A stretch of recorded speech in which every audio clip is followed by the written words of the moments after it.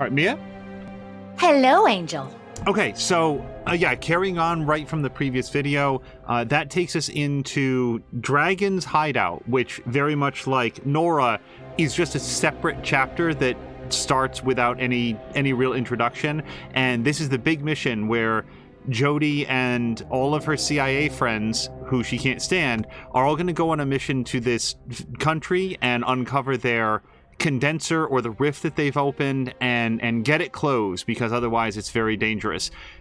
This is maybe I just don't understand how condensers work. It seems like if they have a functional one, they could just build another. Does it require centrifuge uranium or something? First of all, I love you. But you are asking a question that I was bringing up quite a bit in my playthrough, which is what the fuck does the condenser do? What's the rift? How do they relate? And why, like, to me, it's very nebulous what the condenser itself does and why it's the case that you can't just build another one. I have no idea.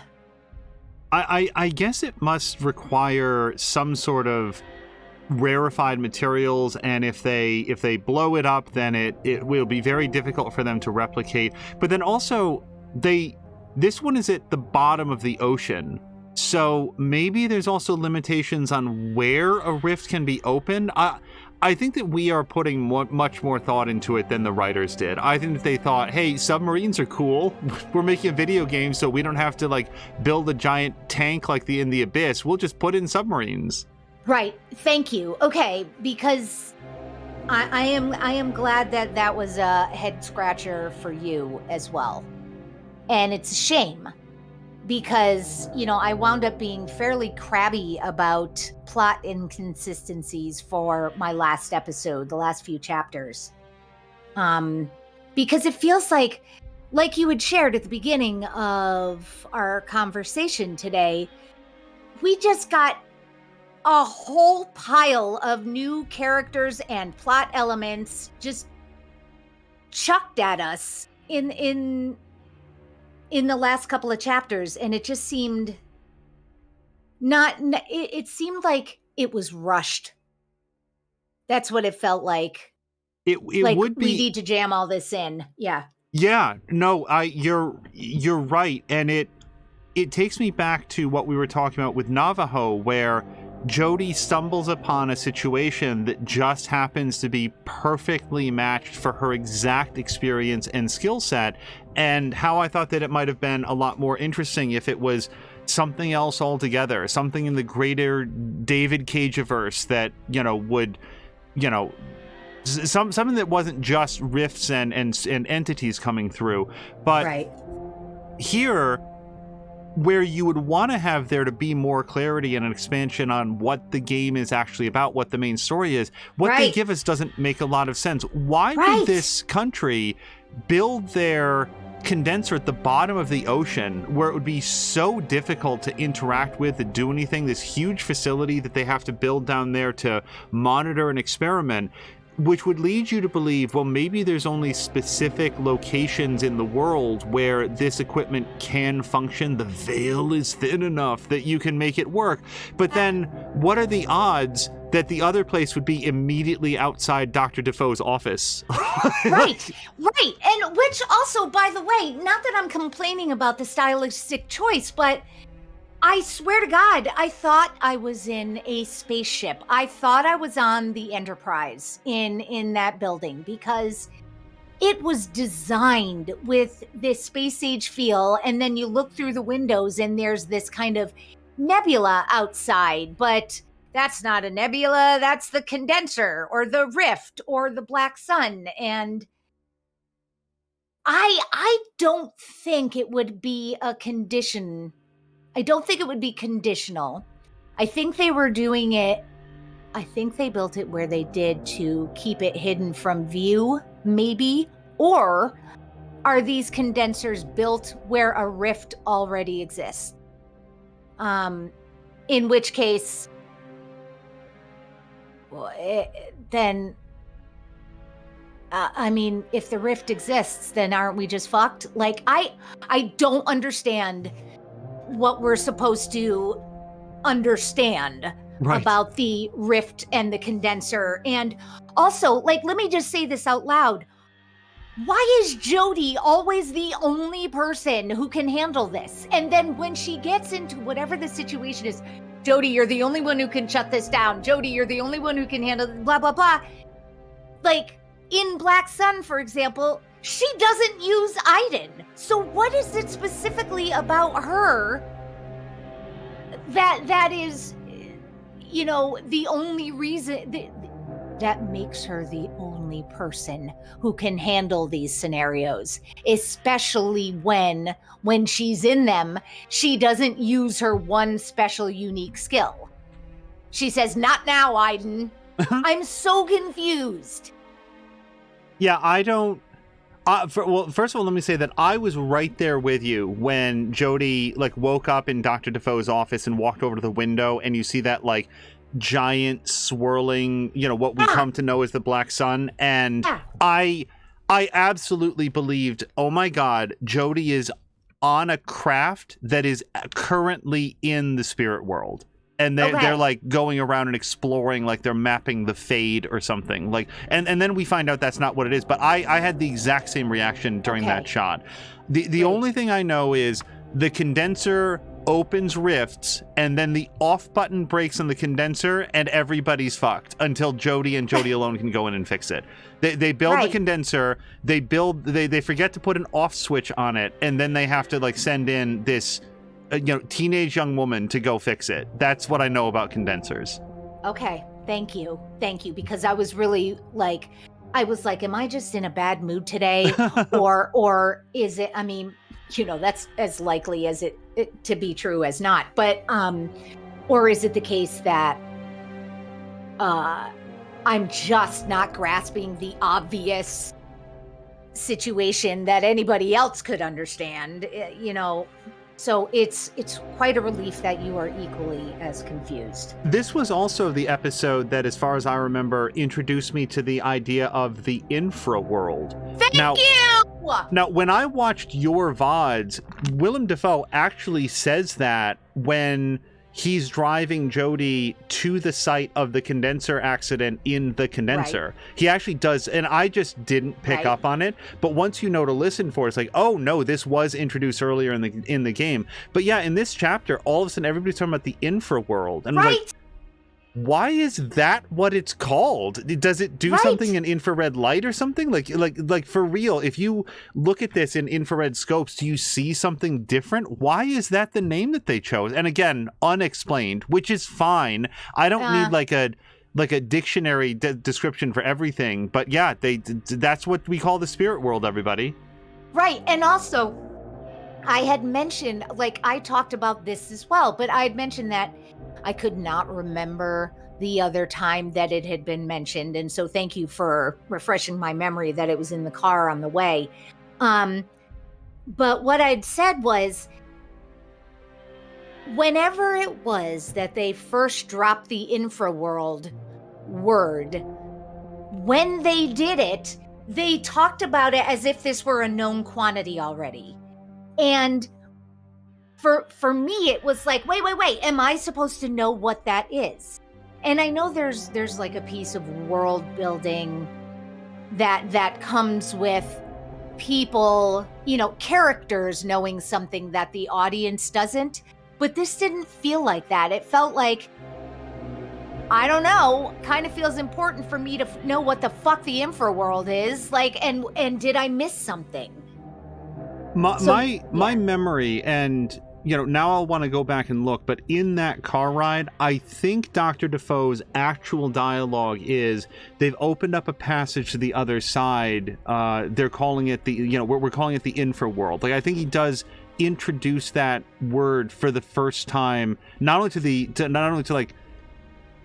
audience, but to Jody herself. Like, this is new. I think that's true. And the good news is everybody will be able to, but I watched your VOD pretty recently, and I really want to stress, I did not pick up on that at all until I was watching it with the knowledge that I had from having finished the game. Okay. So it might have been it might have been explained more than I thought it was, but either way, the information was presented in such a way that if you had forgotten that it was even mentioned. So I never picked up on it. I was in the moment of playing, sort of this whole idea that we're going to go and like shut down this condenser to stop the incursion from the Infraworld. I was right there with you. Infraworld? Who named this? When did this ever come up? Right. So Jody, Ryan, and two characters that I call like just Brolo and Cholo. Like I don't know what their names are. Right. But basically the two guys that helped train Jody at the academy, they have now stopped being CIA academy instructors and are full-time field agents again. That I don't know the CIA. It doesn't really feel like that's how that works, but sure. So right. We're going to reuse their character models and all go on a big mission together, which is also like above the Arctic Circle. It's very, very cold wherever they are. Jody specifies at one point that it's 40 below. And what they're going to do is put on their very finest ski gear and just go for a nice cross-country wander and see if they can find where this military facility is. And when they're like a storm is kicking up, they want to find some cover, so they go to this cabin. Like they scout with Iden, they go to this cabin, and they just leave all their shit outside. Right. Did you have any reaction to that? What I had a reaction to, and also like I want to say this thing before I forget saying it. There was something, forget to mention it. It was really sticking with me that it was presented as a stan. Kazakhstan. It wasn't Kazakhstan. It was Kazakhstan. And so I had the expectation of like, okay, so what is that? Middle East maybe or Eastern Europe. But then I believe the people who were there were Japanese. Because I saw the kanji characters, right? I don't know if I'm using the right terminology, but it was super confusing to me because I did not understand. Wait, are we in a stan or I don't know if I'm making any sense. It was just very, very jarring. Go. No, as somebody from the United States, based on the name of what, oh God, fingers crossed, is a fictional country. I hope that there's not a real country with this name that I just am very ignorant about. It would conjure to mind someplace in, Middle Asia, Western Asia, someplace in the Middle East. And instead, what you get is someplace that appears to be like in the Antarctic. Now, again, this may not have been the mainland country, but they go to they're in a fishing village, and it's completely snowed over. And I was thinking, oh, maybe this is a side effect of the incursion from the Infraworld, that it's causing like weather disruptions. But no, this just appears to be what happens here. All the buildings freeze and get knocked over and are just dilapidated ruins, except for this one cabin that they find. And right. To go to your point, based on it does feel like maybe the people here are from Southeast Asia, would be my guess. But it is, I think, intentionally just painting with a very broad brush of some place that is not the United States or Canada, which I believe is where David Cage is from. So another country is doing this, and you have to go stop them. And go. No, and I appreciate that because it was the combination of the Stan aspect of the country, the fact that we were also in the Arctic, and then we add on also a fishing village. And also people of Southeast Asian descent. Like, it was a mishmash. Yeah. But to actually answer your original question, what did I make of them dropping their shit outside? Here's what I focused on. They shuffle their way up to the door. The dudes take off their skis and just leave them out there. But what does Jody do? She takes them off and she just kind of organizes them, like puts them away-ish kind of neatly. And that's what I was focusing on. Like, the guys are just like, you know, they took their socks and just dropped them on the floor, essentially. Whereas Jody, as the female character, is making sure, you know, everything is left more organized and tidy. I don't know. That was the thing that really stuck with me. Did Jody do that in your game for everybody's skis or only her own? Only her own, but Okay. it was still the difference between the way she left her items. Yeah, I'm And the looking way at they this. did, yeah. I don't know anything about intelligence work. I'm a big dummy. I only know what I see in pop culture medium. And Right. it seems to me it would be very surprising if James Bond was on a covert mission where he just left his shit out. Right, Just made no right. attempt to hide evidence of his passing. The ski tracks in the snow and the blizzard, nobody's going to notice that. But leaving a bunch of, you know, skis outside this cabin feels like the sort of thing that might potentially draw some Right. attention if an armed patrol goes by. Also, they're in there, they're all freezing. I'm Jody and I look over, there's like a huge gap in the window. They could like Right. shove some cloth or something in there. I'm like, these guys are really, really bad at what they do. Right, Angel. And they're like bitching and moaning about it too. Yep. And I was like, you guys, like, I have basic knowledge of how to stay warm, and also, isn't this your job? What? And I snooped. I don't know if you went and looked at what Ryan was looking at on the screen, but I went over to see if he was doing something nefarious. It did not look like he was. Okay, I did not. I in that section, I felt very goal oriented again because I guess in my head I was just like, I've got morons on my team, so it's up to Jody to make this work. Right. But then All right, so Jody yeah. Jody announces that she's got to go pee, and I was thinking to myself, at long last, Mia will finally get to go to the bathroom. Because you were trying in every episode.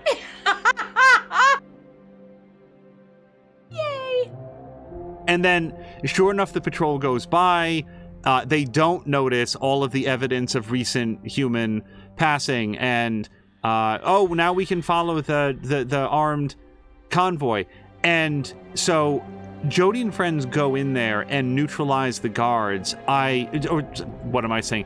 Aiden goes in and neutralizes Right. all the guards for them.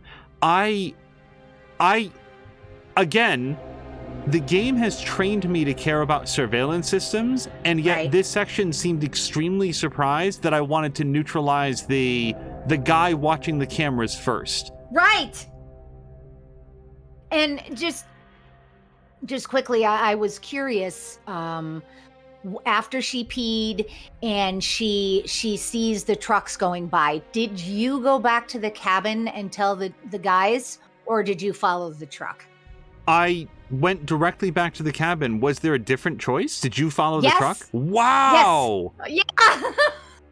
I didn't even think of that as being a thing until you just said it. Yep.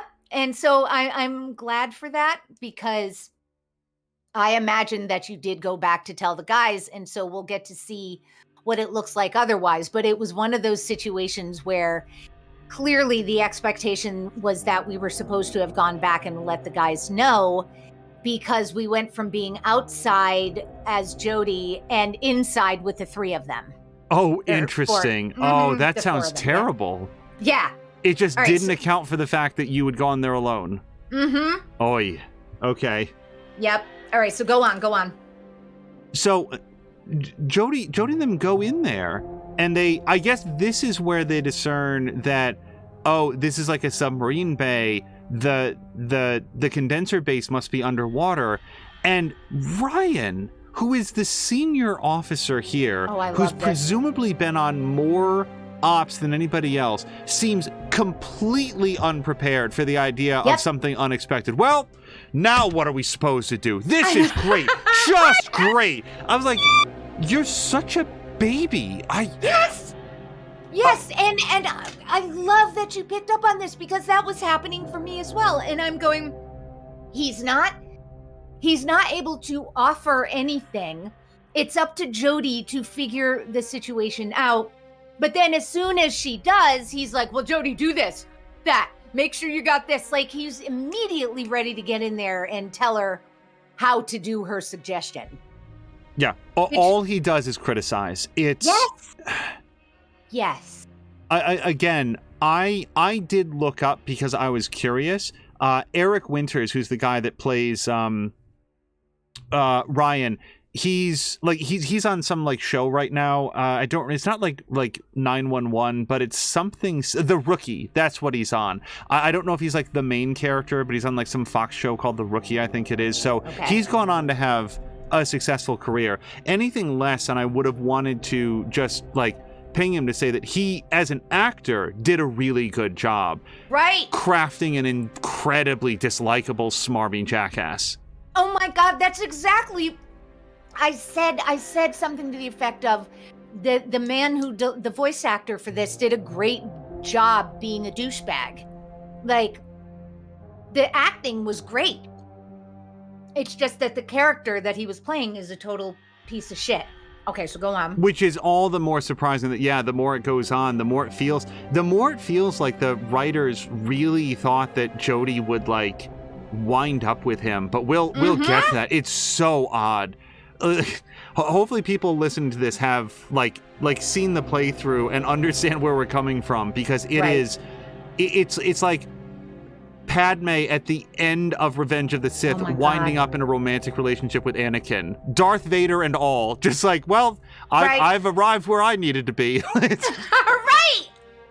So Jody decides that she's going to put on, and thank God that one of the guards was like a size -2, because that uniform fit Jody perfectly. It was so impressive.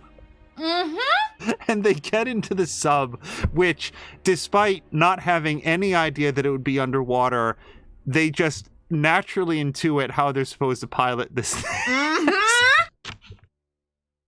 Like, I promise you guys, I'm not sitting here intending to rivet count Beyond Two Souls, the game about interfusing with ghosts, but man, Ryan is he's so angry and pissed off that they now have no idea what to do. And then it turns out that no, actually piloting a submarine to an unknown enemy base with controls that are in a language you presumably don't speak is exactly like riding a bike. It's exactly like riding a Hot Wheels or like a big wheel. It's just a trike. Yeah, just go for it. So they get down there, and and by the way, we should know, because I think that people are going to know, all of this is being intercut with scenes that we've got flashbacks within flashbacks now. The crew is going to get caught, and we know that, right? Right. So they get to the base and then see the guy who we know is going to be the one that captures them.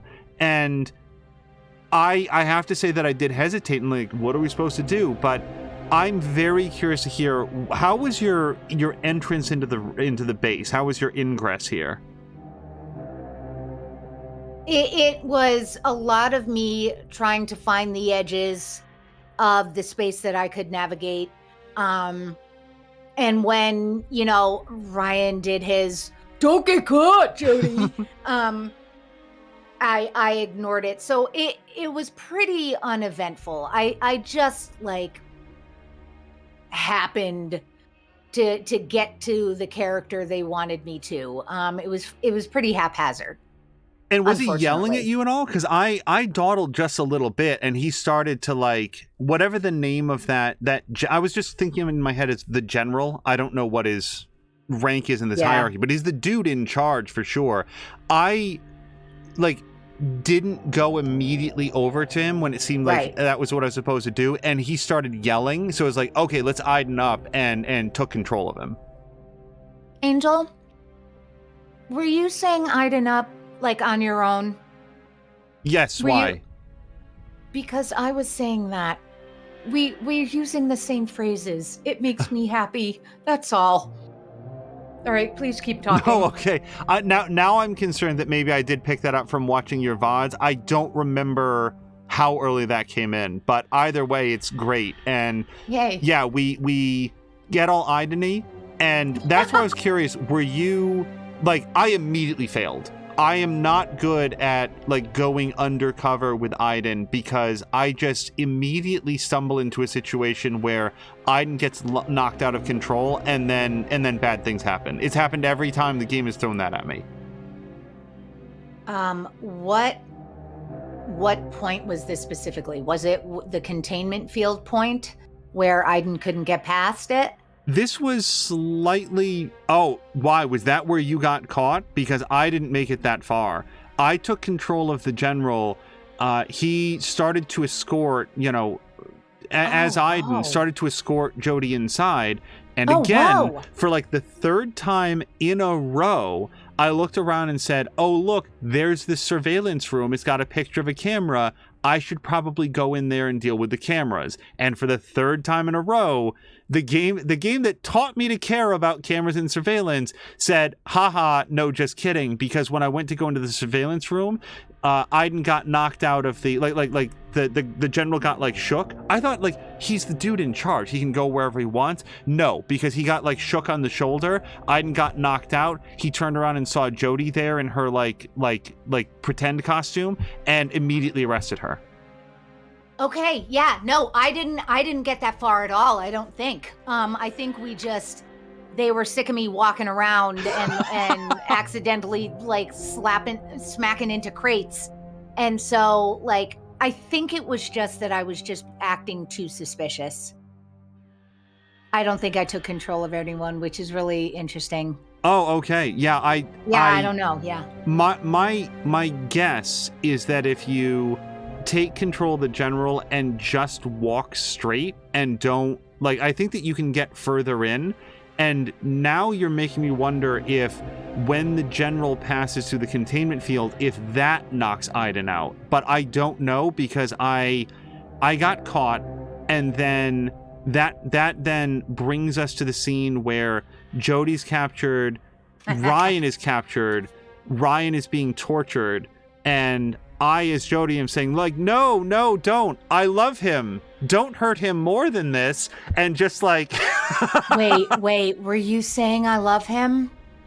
It wasn't a dialogue option in the game, but I was saying it to the chat. Like, yes, definitely don't hurt him. I care so much about his well-being. Yes. You're tearing me up inside. Mm-hmm. I think I fully took my hands off the controls. When it came to, talk, I was like, no, I'm not talking. Like, Ryan knows what he got himself into. And even if he didn't, he said, Jody, don't tell them anything, which of course she needed to be told that. Thank goodness. He yelled, don't tell them anything. So yeah, he got cut down his forearm, which is very weird. And then lost an eye. Ditto. Yeah, I was very curious if your Ryan experienced similar injuries. When it was like, when his pulse on the screen, talk, I had that moment that tends to happen to me in games like this where I was like, boy, it's easy to not press the button when I'm just sitting in a comfortable chair playing a video game. Like, am I being too metagamey about this? Right. And then I considered that the alternative was something that would be beneficial to Ryan, and I became very comfortable with my decision. So yeah, Ryan loses an eye, and... Wait, Angel, why did they pan away every time he got cut? What, were the developers trying to keep a rating?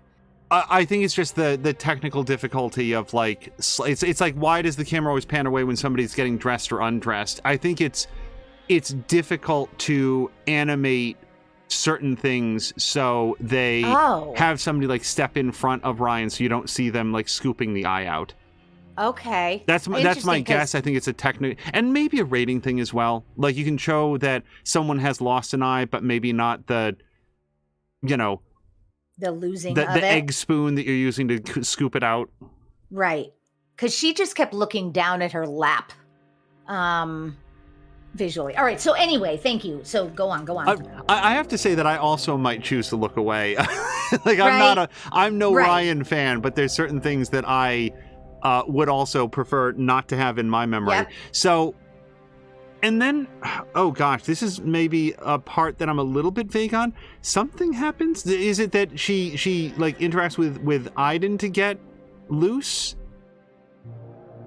I'm trying to remember exactly. He got a phone call. Oh, right. General, yeah. Yep, I gotta go take this. Yeah. I've been trying to get in touch with my cell phone company. They upped the rates Right. again. So, and then like, but how does Jody shake herself loose? Is it just Iden? Does she like use Iden to get loose? I'm honestly trying to remember. Joel, I don't know that we see it, because the next thing is she gets. Wait, is it the next thing where she gets nabbed? No. Isn't it? Okay, So I remember, and Wait, this was a yeah. cool moment when they're getting dragged further into the base. That's when they go through the containment field, and you sort of get the sense of like an outline of Iden as he can't go through there. And Right. isn't it that Iden on his own now, like severed from Jody, like that cord is gone, but he can sort of like roam around. And I distinctly remember trying multiple avenues to get in there and to get the containment field shut down so that Iden could get back to Jody. And I think that maybe that's how they were able to. That's how Jody was able to escape, because she did not have access to Iden. Otherwise, Iden would have choked the dude out. Right. Because at one point he's asking her in his interrogation, how did you get through the containment field? Or what happened at the containment field? And I was going, what containment field? What are we talking about? And then we get a flashback within the flashback of them walking her through and Iden getting stuck. Yeah. So yeah. That was Okay. a cool effect. I did like that part. And then, yeah, Iden can like possess a few guys, but like he can't possess the guy in the armory because he gets immediately found out. So I think that my way through that was it was a little Hitman-y. I grabbed a wrench, knocked out the guy in the armory, took the gun, shot the guy to death in the surveillance room, and then I was able to like interact with the cameras and do something or other and get things shut down to a point where then I could get to Jody. But of course, shutting down the containment field just lets all of the entities out. And the entities are apparently very choosy about who they attack now, as opposed to the beginning when Jody was getting attacked all the time whenever the entities came out. These guys are just floating around being threatening, and we're just sort of walking through them. And she never uses Iden to shield up, I believe. Yeah, and I was wondering if the entities are less mindless than they appear and are much more angry at the main residents of the base. But yeah, you would expect them to be like, I don't know, living bodies. They have blood inside. As we learned in Navajo, like they seem to like blood. So just going after anybody. But you're absolutely right. They sort of just like leave Ryan and Jody alone. And Ryan just like leaves and goes to the sub without any apparent hindrance. Yeah, exactly. So Jody jumps into she gets into like the Abyss style. Oh, get like, out of my head. Suit. Go on. Now, forgive me, because I don't remember if this happened before or after she had the final fight with the general. I think that comes later. She gets into the suit. She goes over. She like sets phasers to explode or whatever, and then she has to like run away and like she sets like bombs on them, right? And the bombs were set to like 3 minutes or something, wasn't it? Yes. And I'm thinking to myself, if it was set to 30 minutes, I don't think that she could reach minimum safe distance, like trundling at this speed. But she goes back in, and I think that's where she has the fight with the general, where I did not do well. What were your odds against the general? Terrible. She got brained like 9 out of 10 times. Because is it up? Is it down? Is she looking to block? Is she looking to evade? Yeah, no, she got clobbered. Yeah, I did better with action sequences in both Heavy Rain and Detroit Become Human. The control scheme here, as we talked about, is vague, needlessly vague. I think that I really think that their goal was something that was more intuitive, that would be, we don't want people to focus on button prompts, but rather intuition and direction. And they just don't take into account that we might be intuiting something different than what they've filmed. Right. And I talked about that with there was one of my bonus content pieces was the game mechanics.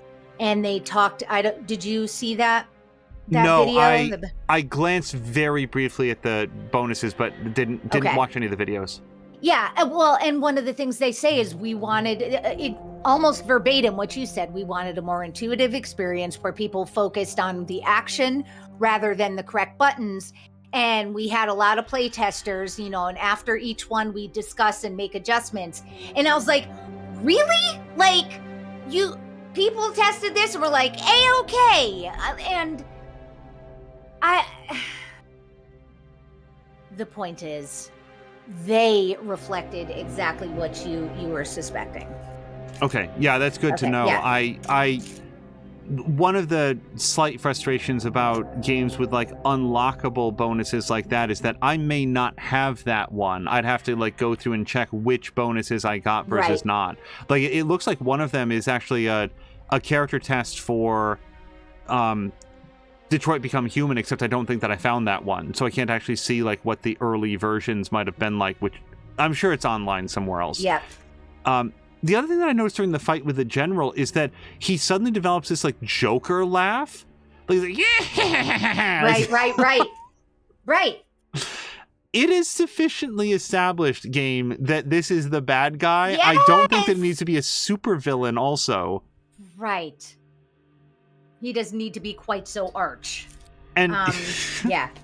No, very well put. And Jody like flees through the facility, and may have the training for this. I had no idea where might be the place to go, but apparently even beaten, bloodied, and possibly suffering from like depth sickness, she's able to navigate back to the sub bay where Ryan isn't until he is. And I like, oh my God. It's so clear based on the fact that we've been in this sub that the only thing you can see is straight ahead. But Ryan surfaces the sub seconds after Jody has arrived in the bay, throws open the hatch, and says, "Oh, did you really think that I left you behind," or something like that? And it's like, Ryan, you had no idea that she was here until you opened the hatch and saw her. So let's not pretend otherwise.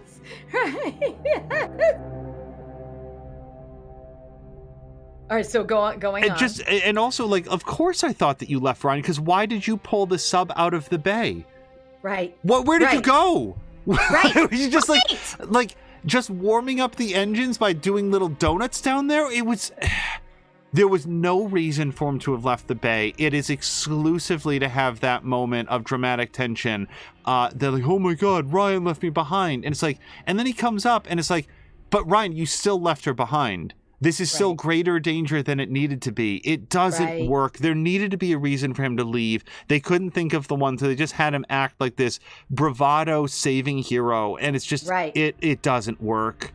Right. And then agreed. Then they're leaving, and the sub becomes disabled, so they're just gonna swim, 150 meters up to the surface with no ill effects, as one does. Right. And they emerge onto this glacier. They pull themselves up onto an iceberg in this frigid water that Jody had defined earlier during the storm as being negative 40. Yes. It's got to be all the way up to like a balmy negative 15. And Ryan is not even wearing like more than a t-shirt. Yes. They drag themselves up out of the water and just sit on the edge on the ice and just like, I'm no Wait doctor. A minute, go, Angel. go. Wait, I'm so sorry. Was Jody conscious for you? Yes. She was not for me. He had to give her CPR. At what point? Like, was she conscious in the sub? When did she get? Because she got bashed around. I don't think it was like the hypoxia when the abyss monster attacked her underwater. I think it was from the Colonel Joker. Gosh, I don't remember. I don't actually remember, but he pulls her out and has to give her CPR. And then he lies down. It's not working, so he lies down next to her, holding her hand. Oh, wow. And then gets rescued by, No, sorry, No, not sorry at all. This is exactly why I want to do the recap, to like feel out what went differently. Right. In mine, she was able to survive against Colonel Joker, which is now that man's name, until a Russian water tentacle comes up and impales him and drags him down into the briny deep, which point she's fleeing from the base, makes it to the sub. Ryan like shows up, they get into the sub together, they're piloting the sub out when like a shockwave from the base implosion disables the systems. They swim up and out, and then they have a conversation as they resign themselves to freezing to death. Holy shit. Which includes go. Yeah, no, that's it. All I'm saying is no, that did not happen. What does it include? I believe that's the scene where Ryan says to her, I want you to know that I really do love you. Yep. And then there's like a pause, and Ryan asks her straight up, do you love me? And I had the opportunity to say, nah. You said it? You said it? Oh, yeah. Okay. Yep. Said it outright. And there wasn't even a hesitation. It's just making sure that I hit the right button, that there were no more obeys in my future. Right. But yeah.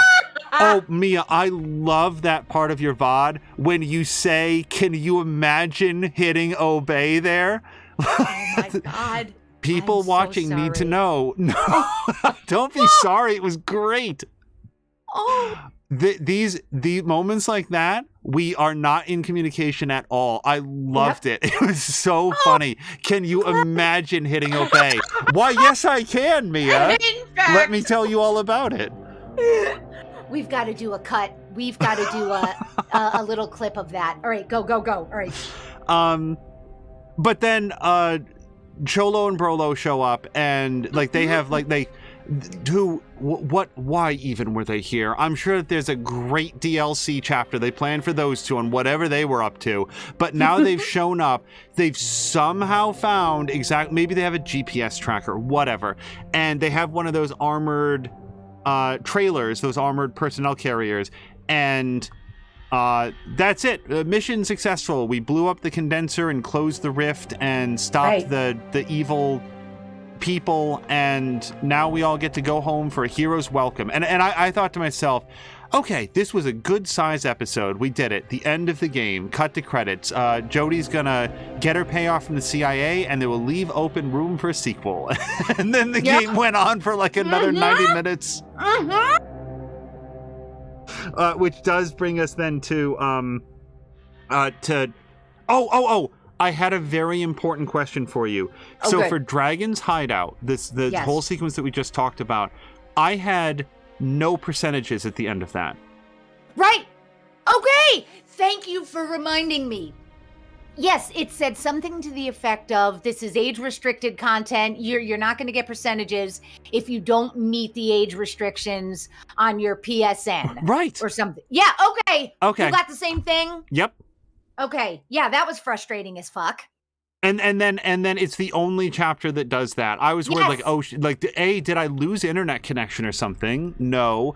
I guess that chapter is just bugged, and better that than like some of the other narrative games I've played, like the old Telltale games where it just doesn't function anymore at all. Right, so you never get the percentages.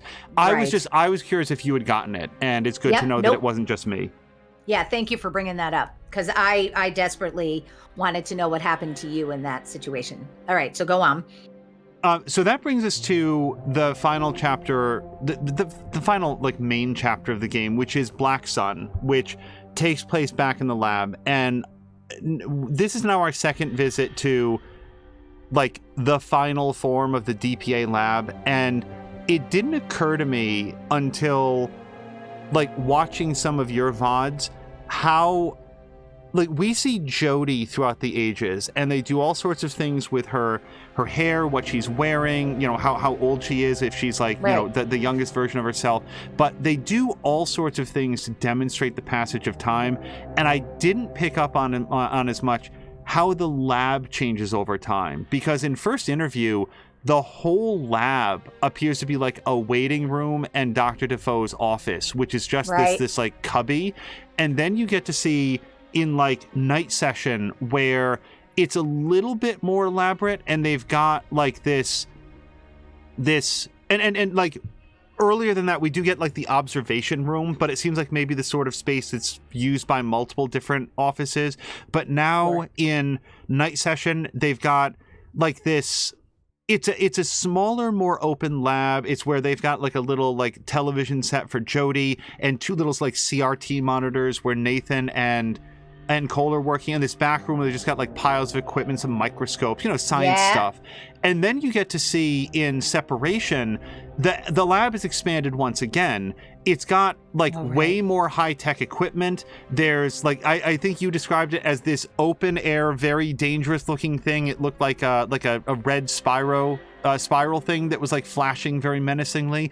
But this is clearly like a big upgrade. Like you get to see over the years, as Jodie is getting older, physical evidence in the environment of that Dr. Defoe's research is drawing more funding and more attention, and it takes place in a number of different stages, which I didn't really pick up on while playing, but I have to say was pretty cool. And then you get to like his final megalomaniacal layer that he has at the end. Right, his like 1,600 square foot of nothing but space office. Yes, his finger steepling chair that he gets to sit in. Yes. All right, so we're here now. Yep. So here we are in like the DPA that's, you know, right outside, and they cut her the check, and now. So sorry, I'm actually trying to remember the exact sequence. Actually, I think it just opens up on General McGrath again. Yes. I love him so much. And he's just like introducing, I regret that I don't have an approximation of the way he talks. I'd love to do it. It was so funny to me. Okay. But he was sort of introducing that like, aha, at last, we are the only ones that have this, and now we shall use it for military exploits and energy exploitation. And it's just like this grand Dr. Evil speech, and Jodie's just like completely disinterested, and I love this. I really do love it. This is not my problem. She's now Stan Marsh out of South Park. She's done. She doesn't care about this. She wants her Okama Game Sphere. Cut me my check. I'm out. I really don't care what nonsense you assholes are up to. Which I love that you loved that, because I was like, for me, I was like, Jodie, are you serious? Like, this is bad. What, you don't care about this? Like, that's what I was thinking was just, you're apparently the only one who can stop any of this craziness. I guess we're just walking out of the room. Okay. It just seemed crazy to me, like dangerously negligent. But I hear what you're saying. It is dangerously negligent. Like, you're accustomed to your protagonists in the game wanting to throw themselves at the closest danger, but I feel like Jodie has done her bit for King and Country. Like, she didn't even particularly care, I don't think, about the rift under the ocean. She was convinced that it was in her own personal interest to do it, and I don't consider this to be selfish at all. She has... Her entire life has been dominated by this connection to Aiden, the experiments done on her, the separation from normal society, the having to learn control over what she can do and when she's allowed to do it. And at the end of it, she just wants to be on her way. And I agree with you. I was thinking like, oh boy, like this sounds really bad. And then Jody was just like, she just walks out of the room. Nobody objects. And she goes in. Oh, God damn it. Here's Ryan again. Okay, cool. Right. Nice eye patch, bro. And maybe it was there that he asked her if she loved him. I'm trying to remember. I do remember getting the opportunity to say no. Yeah. Yeah, he says, maybe this is where he says to her, maybe we can work it out. And I was just primed for this. I was saying like, please give me the option to say no. Please give me the option to say no. And then the prompts come up and it was like reject, refuse, evade, and like say yes or something. And I was like, refuse! You know, just I couldn't have pressed that quick enough. Although I wish I had taken time, the little time that I had to sort of think about what's the difference between reject and refuse. But yeah, I was very happy to press that button. Maybe it was refuse, like you just treat him like garbage. There you go. But I definitely chose the right one regardless. But yeah, so Ryan's gonna like, I don't know, do his they're gonna like give him like a sweet office or something. I don't even remember. He seems pretty happy that he's gonna stay with the CIA, and Jody seems pretty happy that she's gonna go. And it was around this time that she got her check from Willem Dafoe, and or at least I'm gonna ask, like, you were you offered a check and did you accept it? I was offered and I didn't. And that was more of the case of, it was more about me really trying to puzzle out what's Mia and what's Jody, and what would Jody want versus what would Mia want. And the reject was getting bigger and bigger and bigger. You know, this may have been the refuse and reject section now that I think about it, but I rejected it. But I rejected it because I was almost too late. Like the choice was about to be made for me to reject it. Did you accept it? Oh, I absolutely accepted it. Yeah. Mia would have. Yeah, for me it was, you know, this is payment for services rendered. You know, what I want is for Jody to stop being harassed by the CIA. But in order to do anything beyond that, like, Jody has tasted homelessness. She doesn't want to go back to that. And like we saw evidence in her like CIA training that she's pretty good at math. There's like this one very funny like QuickTime button prompt where you solve a math equation. Do you remember that one? No, I don't think I do. Oh, I was very proud of how good I was at math.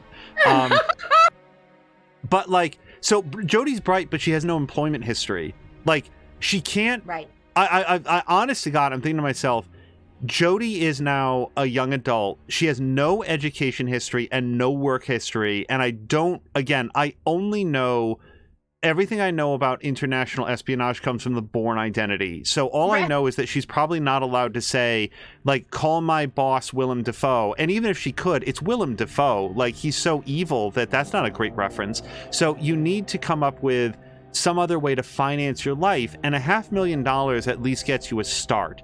And also, $500,000 is pathetically small for like the sum of money. That's an eighth of the size of this office that I'm sitting in. Thinking the same thing. I was like, okay, here comes a big check. And when it said 500,000, I was like, am I jaded?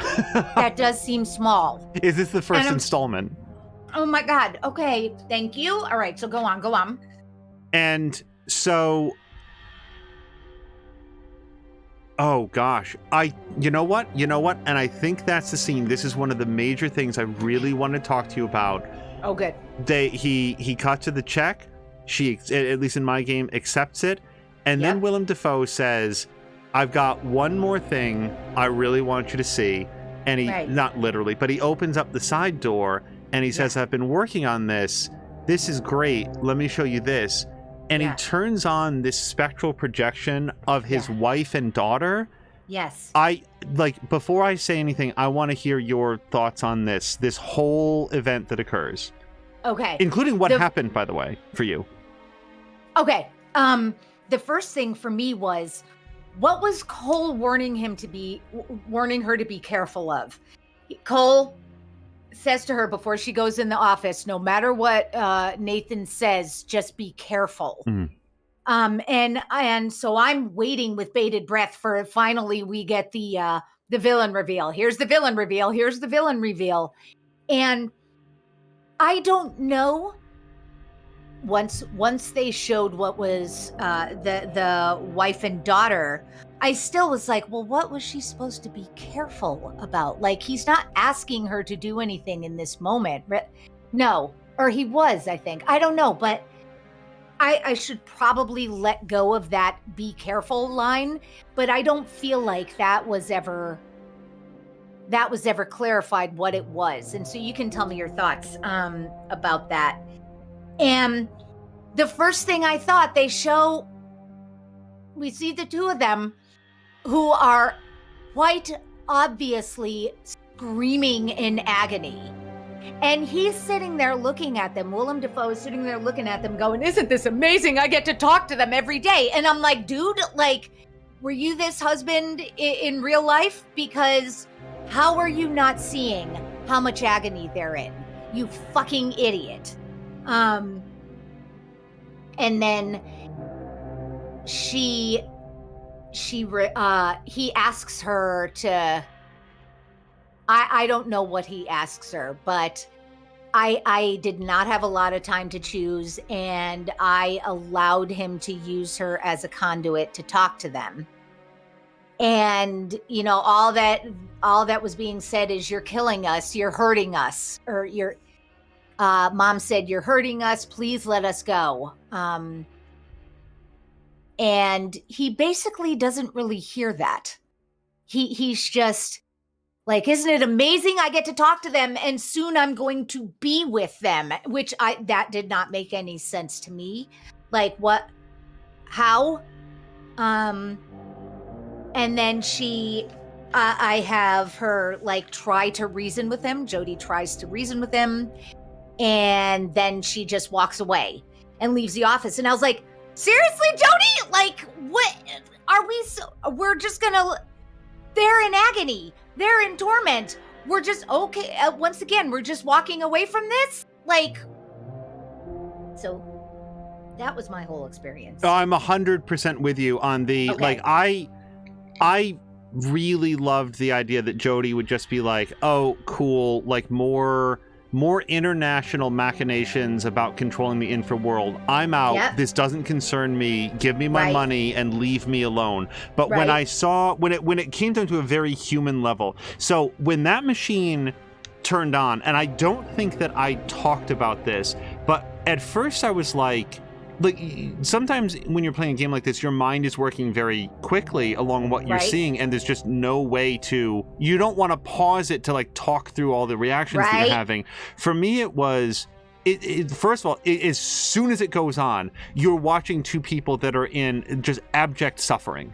And Right. they're pleading, they're reaching out, not in like a beckoning manner of like, we miss you, we Right. miss you, but like, please stop this. You have to stop. Like, you can see them mouthing, please, please. Mhm. And I like the horror fan in me really liked the fact that he was incapable of perceiving that.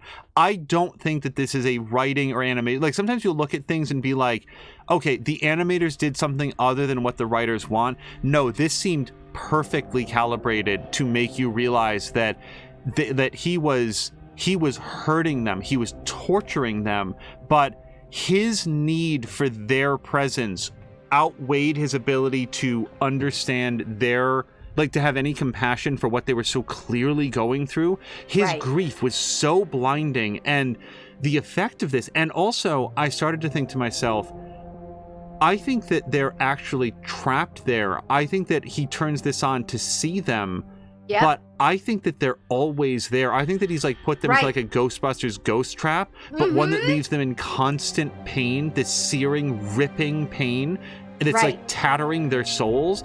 And he just turns them on like he's like illuminating a picture or something. And Right. it was so horrifying. And Yes, Angel. we learn a little bit later that that's not actually what's going on.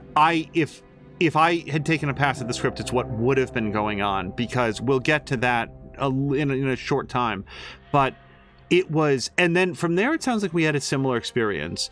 I affirmatively chose to like communicate because I needed them to have a voice.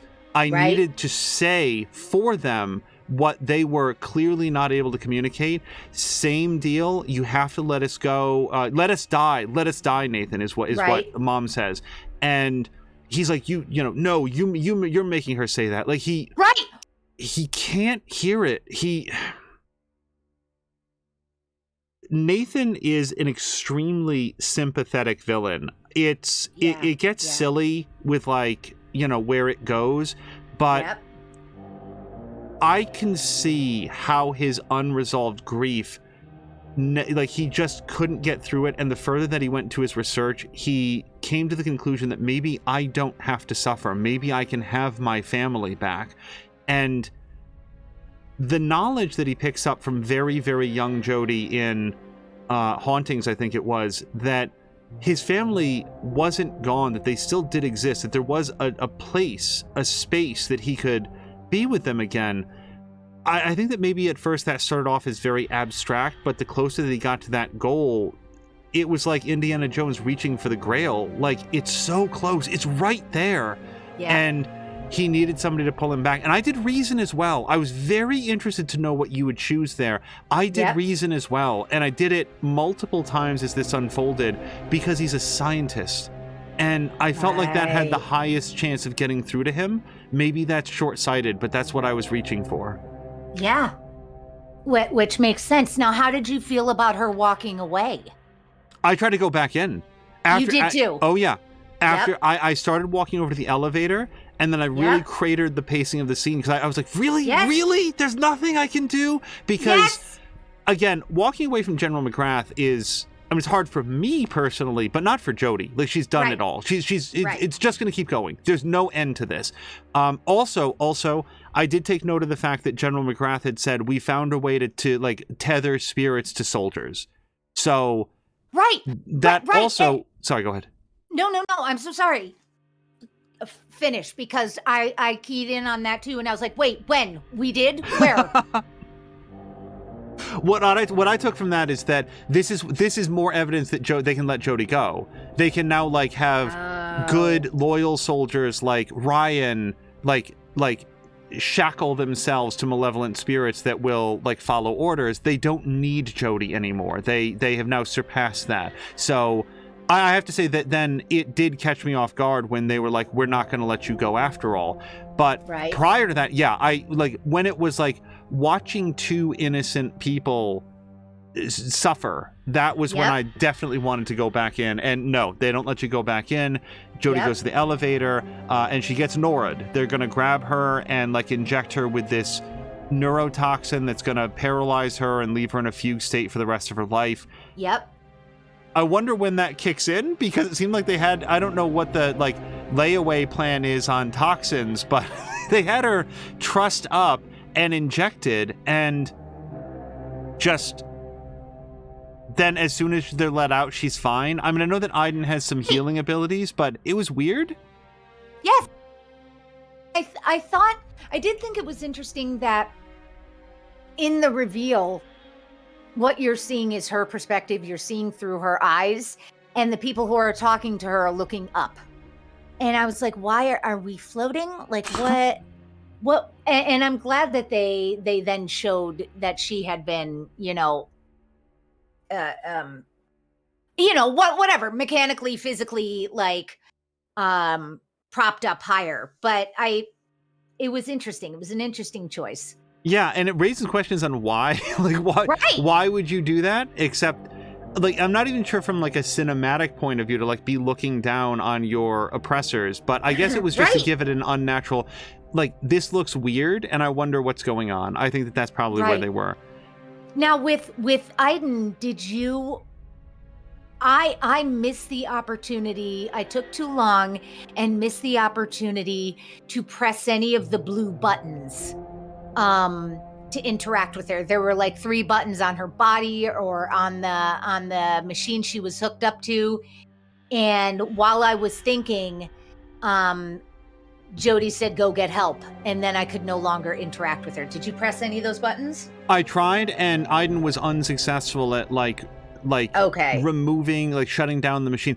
Maybe he did shut down the machine, but Jody says you're too weak, Aiden. Like, you have to go get help, which then led to a segment that demonstrated, in my view, that Aiden wasn't weak at all. He's knocking around chairs and shivering lamps. But yeah, goes and gets Cole and Ryan. I knew I'd start to forget his name. Yep. And through a probably unnecessarily long segment, tours them through the base and gets them in where they're able to let Jody out. And that I thought it was clever to use the interactions with the environment as guides to where they needed to go. I actually appreciated that, but I kind of fucked it up. I fucked up the feel of it because in the beginning, in that first office, I was just fucking clicking on everything. And the guys were like, oh, there. And then at one point, one of them says, which way are we going? And we're going around in circles. And that kind of took away from the moment some. But of course, it winds up being that they get ahead of you. And so you're guiding Aiden to where they are rather than having the foreknowledge of where we're supposed to go and then guiding them, which is a little unfortunate. But I thought the idea was solid. Oh, interesting. Right. Yeah, I was sort of following the cord and trying to so I was able to stay ahead of them through most of the time. I'm trying to remember if they got stuck at a checkpoint at some point, but we made it through and got them all the way over to Jody. And I'm not actually grumbling. It went on maybe a little bit longer just trying to get them over there, but we got there. They let Jody out, and then Jody reveals something that Dr. Defoe said to her when he came in to give his second to last monologue. Nathan's going to turn off the isolation field. He's going to trigger Armageddon to I guess be with his family. It was very Green Goblin all of a sudden. He's just suddenly become very detached from reality and from what this is going to mean. I don't know what it was. Just that Jody said spoke for his wife and said, you have to let us die, and that drove him over the edge. I don't know. It was felt like a sudden turn. Absolutely. And also he'd been building to something.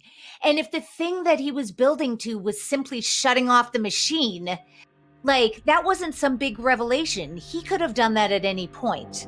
So I just think that was a bit sloppy as far as the writing. That's what I think, right? It's a new decision that he's made, but to what does he think is going to happen here? He has seen in his career multiple instances of this exact thing happening, and the results are horrific every time. So why would he believe? He didn't actually go into the facility during the condenser. He saw all the people getting wounded and ripped open. I don't know why he would think that this would be different for him, but right. And also, by the way, vowed at the end of the condenser never to do that again. Mm-hmm. Yeah. So So anyway, going on. So this then leads to another what feels like. So then Nathan, Cole, and Jody, they run into General McGrath, who's just has just decided to have his psychotic break. No, I am in charge here. Jody, you have to do what I say. Ryan, kill Jody for not doing what I say. And I think that Ryan does punch him, doesn't he? I consider this my resignation. Doesn't he say that? Doesn't he have an action hero line? Yes, I think he does. That's right. And he wallops him. But also, yes, and Angel, in this moment, General, Colonel Sanders there says to Jody, you're the only one who can stop this. Again, that line.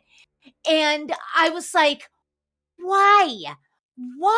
And we had the opportunity to Jody says, I should kill you now. And I'm like, yes, you should, because if you live through this, he is going to come after you again.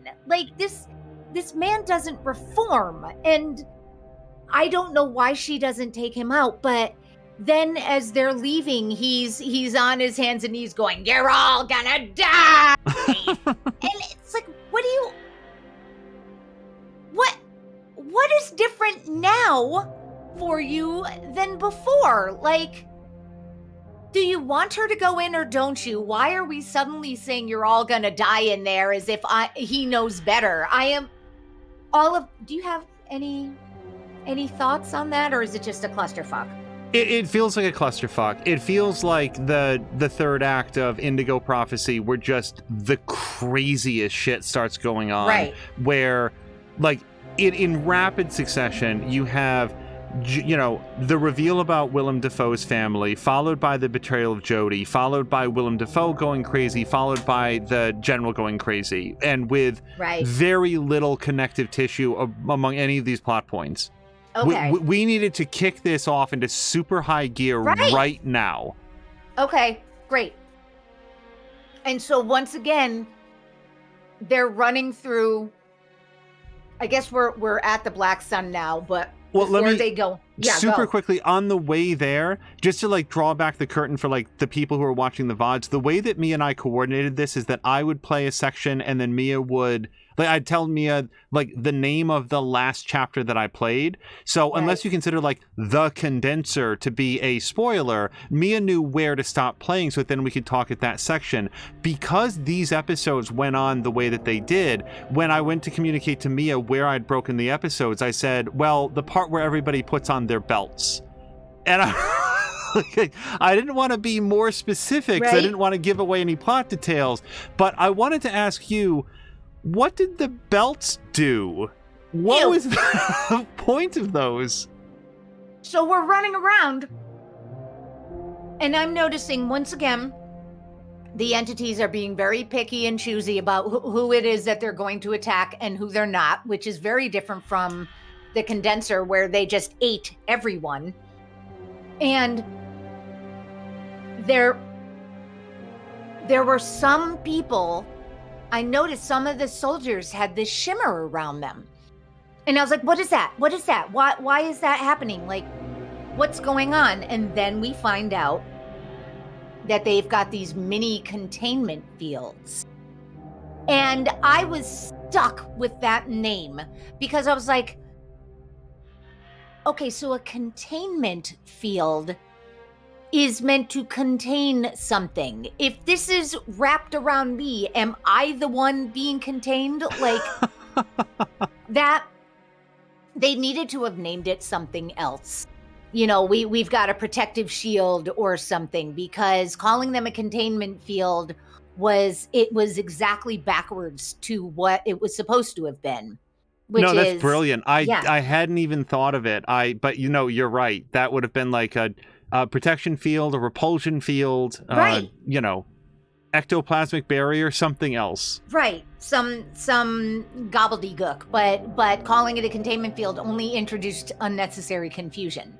Because prior to this, containment field was the thing that kept that we used to contain the entities, not shield ourselves. And so when they put these on, I think I said aloud in the recording, so I assume that these stop the entities from directly interacting with the people, but it wouldn't necessarily stop them from like throwing a chair or a table. So we'll need to watch out for like debris, but other than that, they should be safe. And then the very next thing that happened was Cole got like slashed open by an entity. It's like, so what is the point of this? How does it protect them at all? Right. And also, like, not only how does it protect them, like, what are the rules around this? And why, when I tried to Aiden up, we'd shown that Aiden can shield her. And she's in this incredibly dangerous environment. Why, when I press the Y button, does she say, "Not now, Aiden. Don't draw attention. You're going to draw attention." I'm like, draw more attention than the 3 physical humans that are running around here? How is Aiden floating around going to draw more attention? And why aren't we using him as our protection? And wait, but I just have to make sure I underscore this before we go on. Did you hear Ryan's line before he chooses to put on the belt? It's not coming to mind. What does he say? I always knew I'd die a hero. I do remember that now. Not I always wanted to die a hero. I always knew I'd die a hero. Like, that's the best encapsulation of his full douchebaggery. Like, you've got the high school picture of him, and you've got Ryan Clayton, and then underneath his quote is, I always knew I'd die a hero. Fucking. Okay, so Cole gets slashed open. I could not let that go for several minutes. Cole gets slashed open. That is the point where, for me, Jody was running and suddenly I have this A prompt. And I held the A button down, and the next thing that happened was that Cole died. So my thought is, if I just tapped the A with Jody, somehow Cole would live?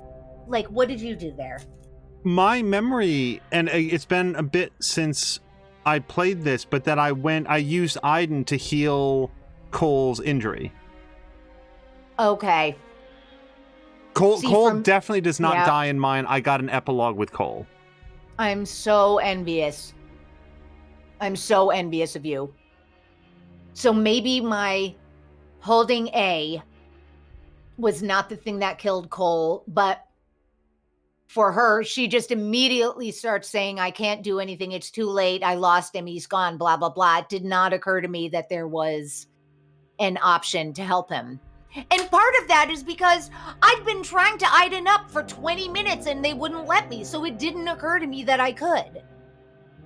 Like, you know what I'm saying? Like, they had made it clear to me a couple of times that if you want to try to use Aiden right now, she is going to say, not now, Aiden. Don't draw attention to yourselves. Yeah, so, interesting. Because I don't think that I had tried to go to Aiden. So I don't remember. I guess I must have like immediately tried to go to Aiden at that point. But I don't remember thinking to myself, I will now heal Cole. I don't remember, but yeah, I had the opportunity to like patch his wound, and then Jody says, I've done everything I can for him. We'll have to go on or something. Yeah, okay. All right, so go on. And then there's like a long wander in the murk, which like looks very cool, but it takes a while. And this is where one of those existential questions that Beyond Two Souls is going to prompt from time to time comes up, where wandering around in this environment of the Black Sun, you see other human spirits, people that you are given to understand are people, actual people, regular people who had a life and they died. They don't seem to be necessarily aware of the fact that they're dead, and they seem to be experiencing some other grander reality, something that's evident to them, where they're looking for someone or trying to find somebody or trying to say something. And I guess I have a question. So in the world of Beyond Two Souls, the afterlife is an environment where actual real humans go after they die, and also it's filled with snapping alligator monsters that rend them apart. It doesn't seem like the most pleasant afterlife, but I wanted your thoughts on it. Do the entities interact with the human spirits ever, or do they just sort of like leave each other alone? What I was thinking was, and I believe I talked about it, at what point did we establish that the infraworld was filled with human souls? When? Because you're wanting me to accept that now, and I don't recall it ever being discussed. And if they wanted us to sort of intuit that the infraworld was simply a place where human souls just hung out, and it seemed like there was a consistent theme. Everything that people were saying was, I didn't mean to do this. You know, have you seen such and such? Like, they weren't finished with their business on Earth. They were still troubled by the circumstances surrounding their death or somebody else's death, which is entirely separate from if you wanted us to see the infra world as a place where you could go and be with your loved ones, you needed to not have presented it in such a menacing way in literally every other chapter up to this point. Like the rift was the place where the monsters came from. And that is my answer to your question, which is I have no fucking idea. So at some point I don't know if it was in conversations with Willem Dafoe or where, but I started to accept the idea that the infraworld did represent some sort of an afterlife. Maybe it was as late as when Willem Dafoe's family appeared to Jodie all bloody, but they were there to deliver a message of reconciliation and closure. We saw them as they had died.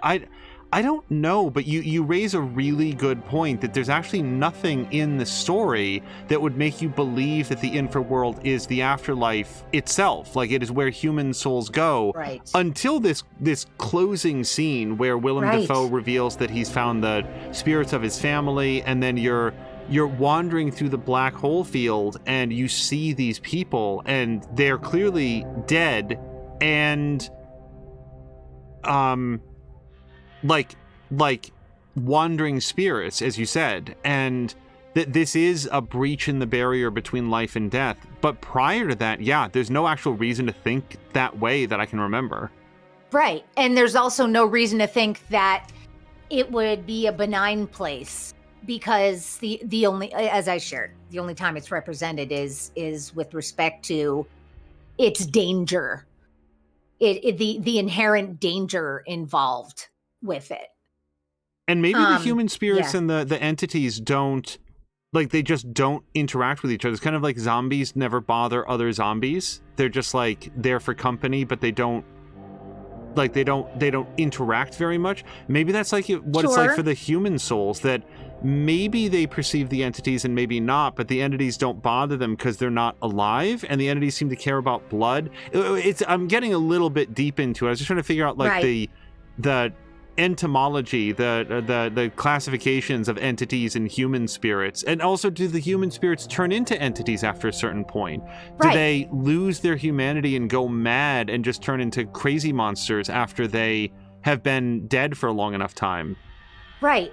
And but the problem is that even if it were the case that they don't interact, the entities don't interact with the human souls, they also were not interacting with the humans themselves. This big, bad, dangerous place, fucking Ryan's walking around in it, Jodie's walking around in it, Dr. Defoe is walking around with a gun, and they're, the entities are just swirling. And I would be fine with that if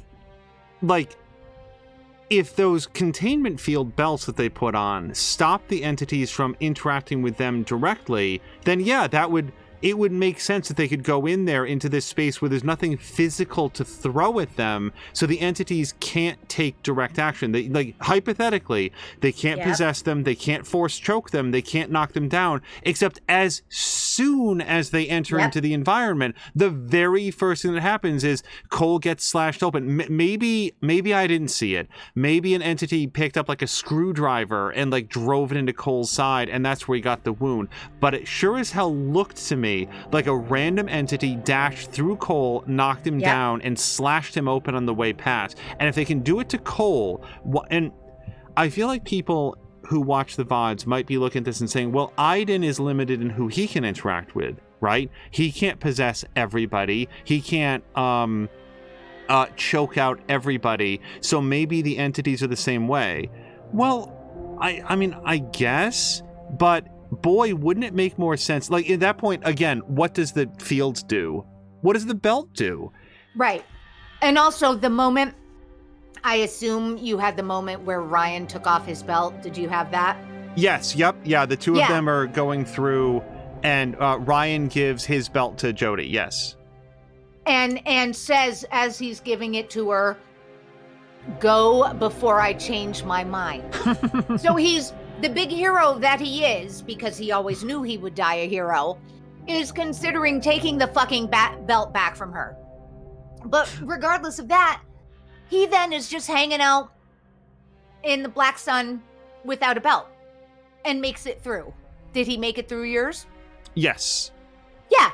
So what the fuck was the point of the belt? And As you've asked. as we tend to talk about, everything we're talking about here would have been fixable if it had just been written more carefully. We're not talking here about we need a lot of more explainer lines. We Right. need like a massive rewrite. If they had established, okay, good news, the belts will stop the entities from interacting with you directly. You got to watch out for flying debris because they can still hurl something at you real good. But aside from that, be careful. Cole is not careful. He gets hit with like a towel rack, impales him through the abdomen. Same effect. You still get there. But then as they move closer to the black sun, there's no like stuff there for the entities to throw. So it makes more sense that Jody and Cole might get separated, but not. It's so easy to fix. And Right. And also, they were supposed to be the first people who had ever gone in there. So there wouldn't be anything left behind from, like, the plumber who came to fix the pipes. You know, like... So wait, I think I found your blockage. It's this series of eyeballs that have been plucked out. Yep. Wait, though, okay, so what happened with Dr. Defoe and you? Oh, so this is where we've got to talk about this. So okay, good. So, do you want me to go first? Do you want to share your... Okay. No. So, this takes us back to the very beginning of part 1 of this talk when I asked, is Beyond Two Souls pro-suicide? Because in this sequence, in this sort of like section of episodes, we get Jody having the opportunity to put her mother out of her suffering, which it turns out a very high percentage of people do and feels like the right decision. And I just want to like lean in on this particular topic that I am not a grief counselor. I don't know about suicide. I can only speak to my own very limited experience on this earth, which is that I am not eagerly anticipating an end to my life. But it is very important for me to know that there is an end to my life. And it is one of the things that made Willem Dafoe keeping his family chained in that projector so horrifying that whatever lay for them after the end of their life, they were being kept on this material plane for the individual... I don't want to say pleasure because that's minimizing it, but the needs of somebody who was still alive, that whatever it was that they were supposed to be doing, they weren't allowed to because a scientist in the real world found their value, in this case, personal emotional value, but value in keeping them in this agonizing, suffering chamber, this pain cage that he had them in.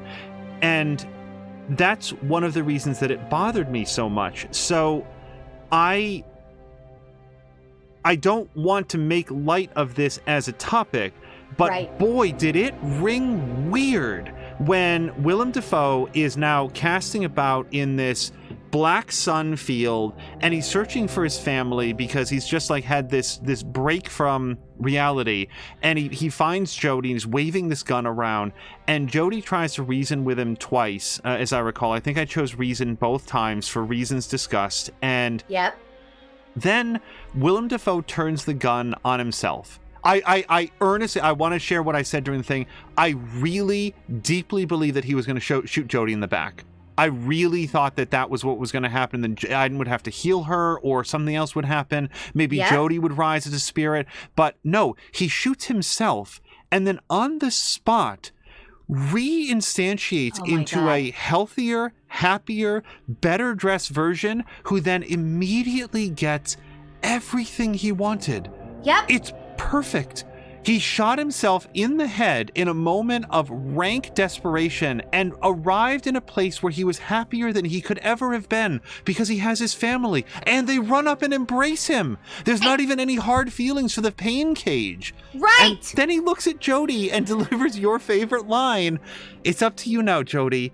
You're the only one who can stop this. Right! Just right to everything you're saying. It was... I was struck speechless watching the way that this unfolded. Yeah. Because, and I talked about it at least in passing, and it was the thing I absolutely wanted to touch base with you. It honestly feels, now after having like a week to think about it, that the game is not accidentally sending the message that suicide was the right choice for this guy. And that'll lead us to another conversation, a choice that Jody is faced with very shortly after this. Yeah. But it's weird, right? It's weird. Yeah. It is so... The way Nathan's story resolves is so simplistic. The one moment that I appreciated is I was blathering on and on about why does he have a gun? Why did he bring a gun in here? Why does he have a gun? Like, what is his gun? Why? And then after he shoots himself, I felt like I got an answer to that. Oh, that's why he brought the gun. Okay. All right. But then the fact that his family immediately embraces him.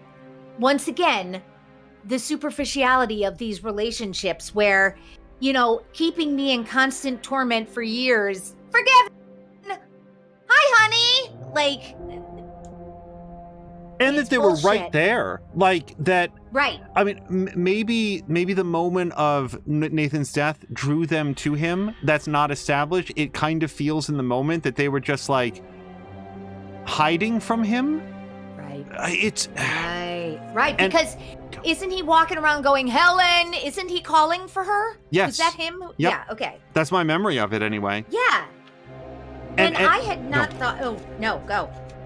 I only want to just pause very quickly to make it clear that people in the real world have real world, like, experiences with loved ones that have committed self-harm. Right. And I want to make it clear that I don't want to, like, when we're talking about this, I don't want to make light of that. I'm concerned that the game is making light of it. It's, I've not seen a message in any game that I can ever remember having played that comes closer to having the characters turn to the camera and saying, sometimes this is the right thing. And it's, oh boy. Oh, it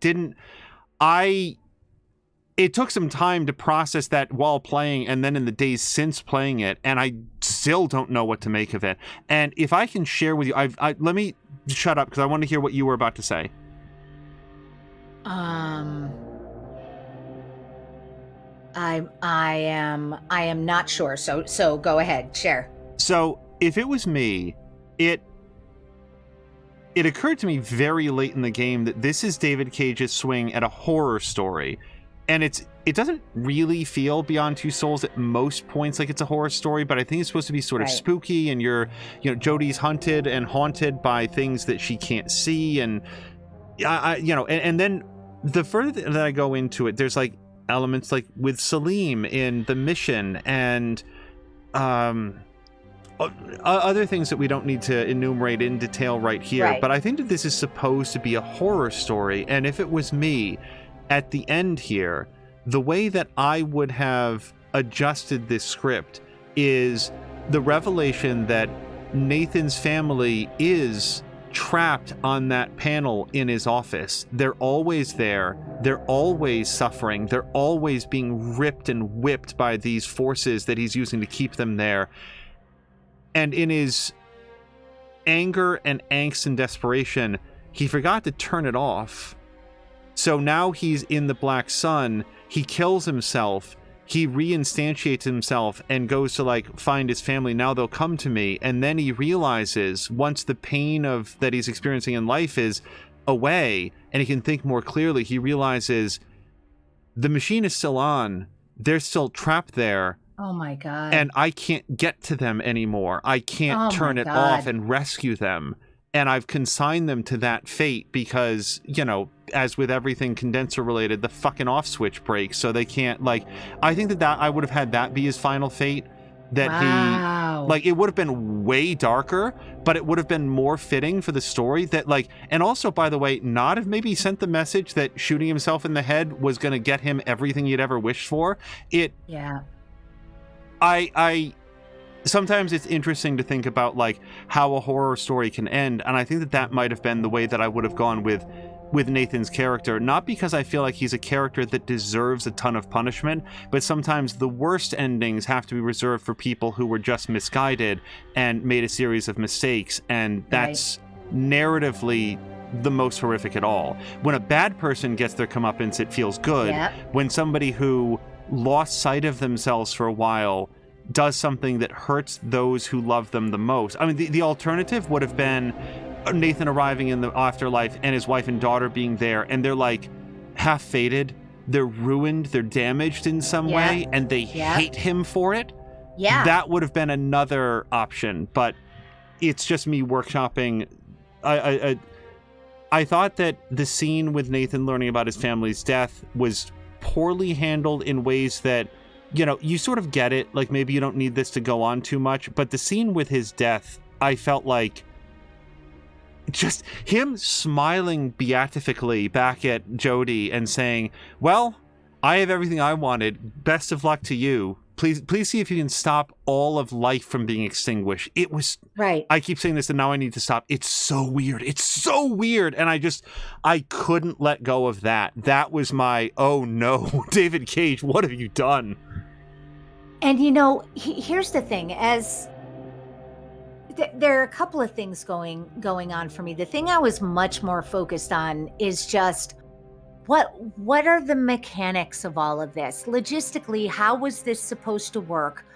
What was different? What was his big final act? Like, what was the denouement? What is different now? What is he doing differently than he, you know, differently now that he couldn't do before?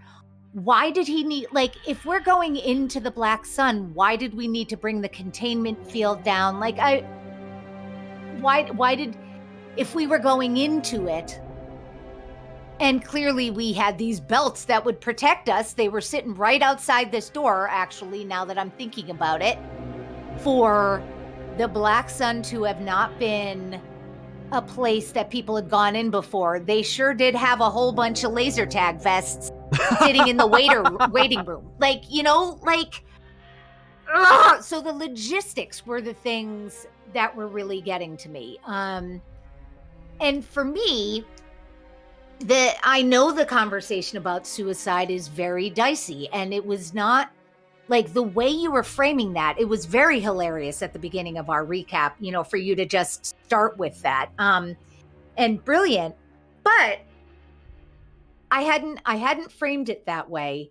And I appreciate that insight, although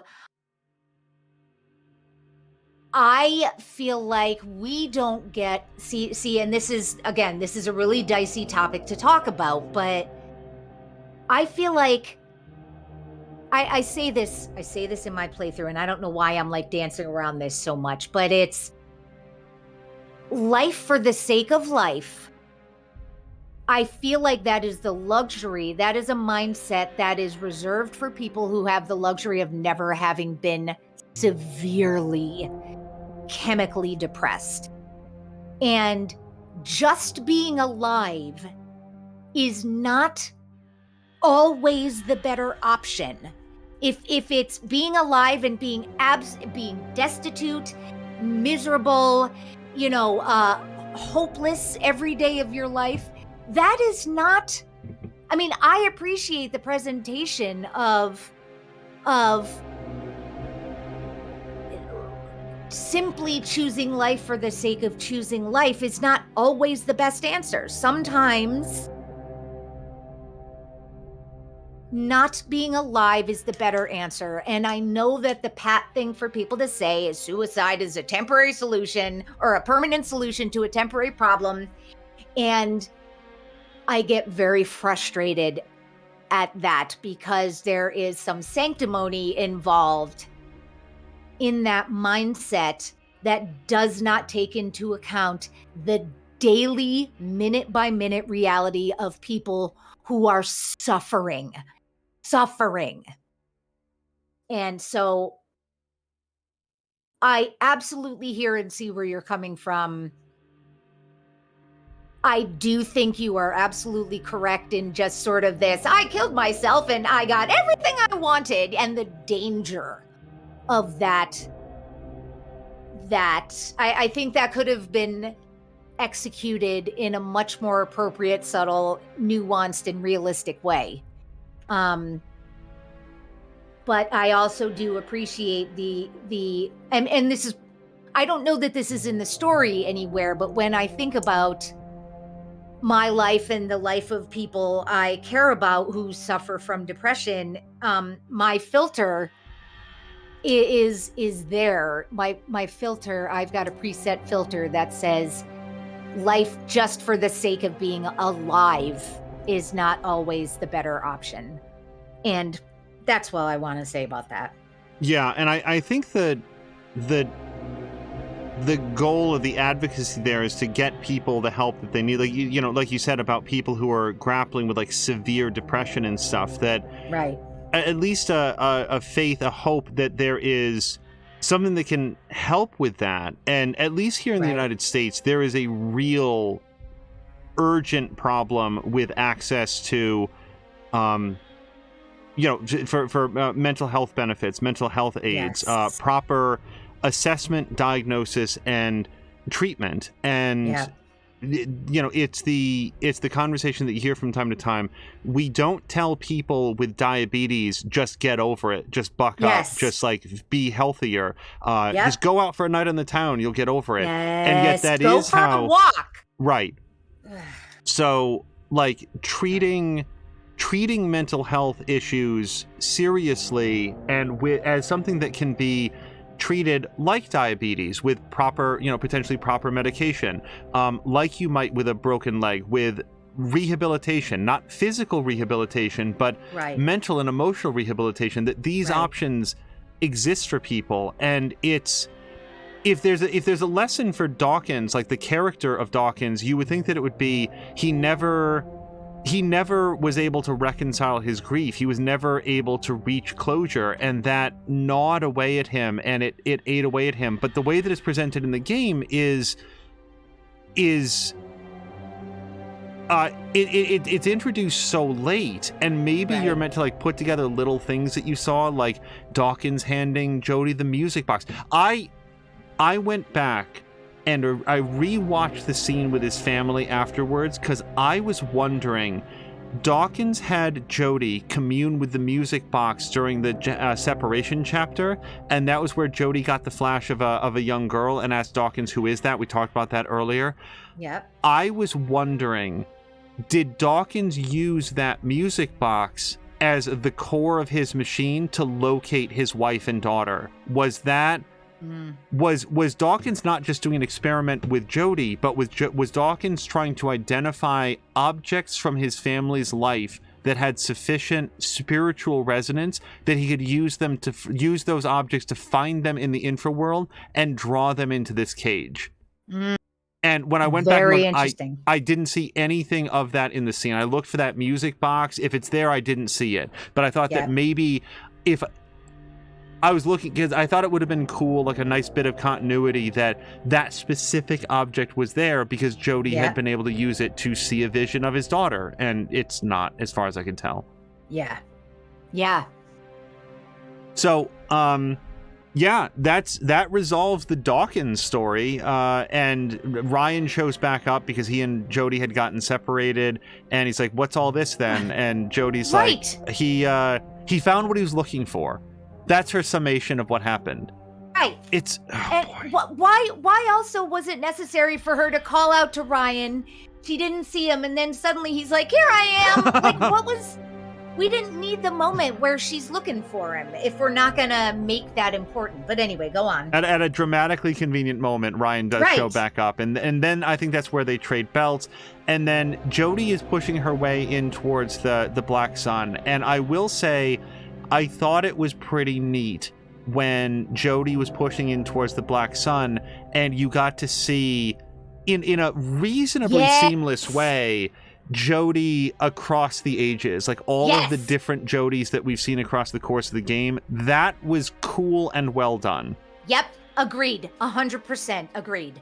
I will share one thought that, leans a little bit into the epilogue, but it would have been, I think, better done if you saw random Jodys at different ages, as her understanding of the sequence of her own life became muddled, because instead you get Jody just aging backwards in a very linear fashion. If it had been CIA adult Jody, followed by homeless Jody, followed by little girl Jody, followed by teenage Jody, followed by Navajo Jody, it would have made more sense for where we get to in the epilogue, which we'll talk about, the big reveal about why it's told out of sequence. But it's a minor point. It's one of those things that I think would have been more narratively cohesive to just have random Jodys, but I still like the opportunity to see all of the Jodys again.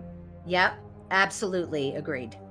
And then, as she reaches the core of it, you are suddenly presented with this silence. After all the sound and chaos and fury of the Black Sun, she's just in a hallway, which is very striking. I can't tell you how hard it was not to make this the header image for the video. Right.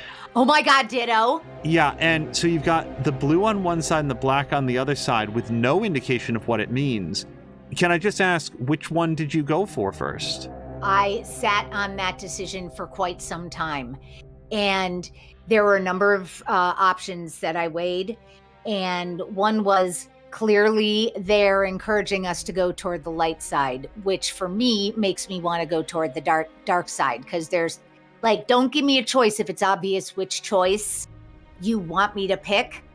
And then I thought, no, Mia, that's just being obstinate. Is that what you really want? And then I thought, well, I bet Angel is going to choose the light side, and I'm so curious what the dark side is. So, maybe I can just pick the dark side, and that way I'll get to see both, because I'm really, really curious. And then I finally just went, fuck it, dark side. And then it turned out that was irrelevant. I chose the dark, is the short answer. Well, it gives you more information, which I appreciate. I immediately had the same reaction that you did, which is, I'm making a choice and I don't know what it is.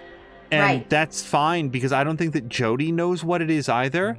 But we can't straddle this line. We have to go one side or the other. And I pretty much immediately went to the dark side. Oh, shut up, Angel. Shut up. Yeah, I don't even know why. I don't know. I don't, for all of the conversations that we've had, that I typically can give you, here's what flashed through my mind. Yeah. I just immediately went for the dark side. Oh, that's amazing. That's amazing. Okay. And then, go. Yeah. No. I was just going to say, for whatever reason, it's escaping me what exactly the dialogue is at that point. So when you go to the dark side, she says something about life and feelings and being with people, falling in love. I'm trying to remember what she says, and it sort of shows Ryan sort of curled up in a ball, not really a fetal position because he's not on his side, but it's just sort of these are all the things that there's so much that I haven't experienced yet that there's still time for. Yeah, it's something like that. And then when you get to check out the light side, it's all of the people that I've ever loved, and here they are, and it's Nora, her mother, Paul, and grandmother, who she knew for 36 hours. Right. And right. Maybe if things go differently for you, and the light side has Stan and Tuesday and her mother, like her adoptive mother, and other people that you've met, or like Cole. Maybe was Cole there for you? Cole was. He was there. Yeah, because like for me, it was her biological mom that I think that Jody would have a lot to talk about with. Like I really do see the appeal there. It was so touching when she met with her mom and like I said, put her hand up to her cheek. But yeah, like and no shade on Paul or grandmother, but like for all I know, Paul's like some rabid political activist who like hates everything I care for. Like I really don't know the guy that well, right? He's just like, he seemed like very pleasant guy who was very kind and a hard worker, but am I ready to spend eternity with him? Oh my God. And ultimately it came to, again, I really don't want this to sound flippant, but it honestly is what flashed through my head when I was making this decision, was like, they'll be there tomorrow, right? Like I'm gonna wind up on that side of the hall eventually. Yeah. We all do. So that reunion, it can wait a little bit more, because when Jody looked to the dark side, she expressed a desire for things that she's only got the one go around. As far as I know, reincarnation isn't in the cards for her. So she's got this one chance to do all of those things that she sounded wistful about. Let's do that first, because this light side is going to be there later on. That makes sense. What was going on for me was the things, and this is where I talked about the differences in our playthroughs, and especially the homeless chapter, where the tone of your playthrough was so very different, and how when I'm recollecting the life that I've been shown of Jody's, it's just been loneliness, despair. It was just struggle. Everything was struggle. We never really saw her happy. And there was also Ryan sitting there. And like, I wanted to make it clear that I did not make my choice because Ryan's a douchebag, but Ryan was not a compelling reason to stay. Not for... Yeah, he as a character and as a relationship was not a compelling reason to stay.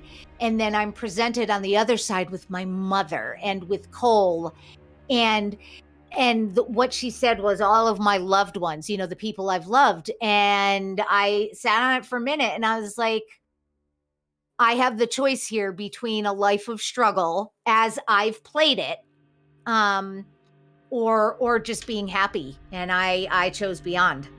I love it. I love it so much, because I wound up going back to the real world, back to like life. I can't wait to watch it. What you chose. I love the fact that we chose opposites there. I know. But I have to say though, I was astonished. The percentage of people, I think it was like 17% of people chose Beyond. And I did, I got real loud there. Hopefully the mic cut me out, but I did one of those, what? But, and I think I got a little snarky. I was like, I think I said it's probably about that whole sanctity of life notion. And I discussed, as I just shared with you, my feelings around that. Yeah. But yeah, I was in the vast minority. So I'm really excited to see how it plays out for you. Yeah. And there was one additional scene that I don't remember where it fell in this sequence, but you get to meet Aiden, which it came, oh boy, it came so close to being perfect. Like so yeah, gosh, I think this might happen just before she arrives in the hallway. I don't remember, but she's in this like verdant green field with like this one tree in it, and it looks warm and happy and quiet and idyllic. and then there's this person in front of her rather, and like I don't remember the dialogue at this scene, but they're shooting it either from very far away, or they're just showing it like they're just focusing on Jodie, and it like this person in front of her. Sorry, I'm thinking about Aiden. Understood.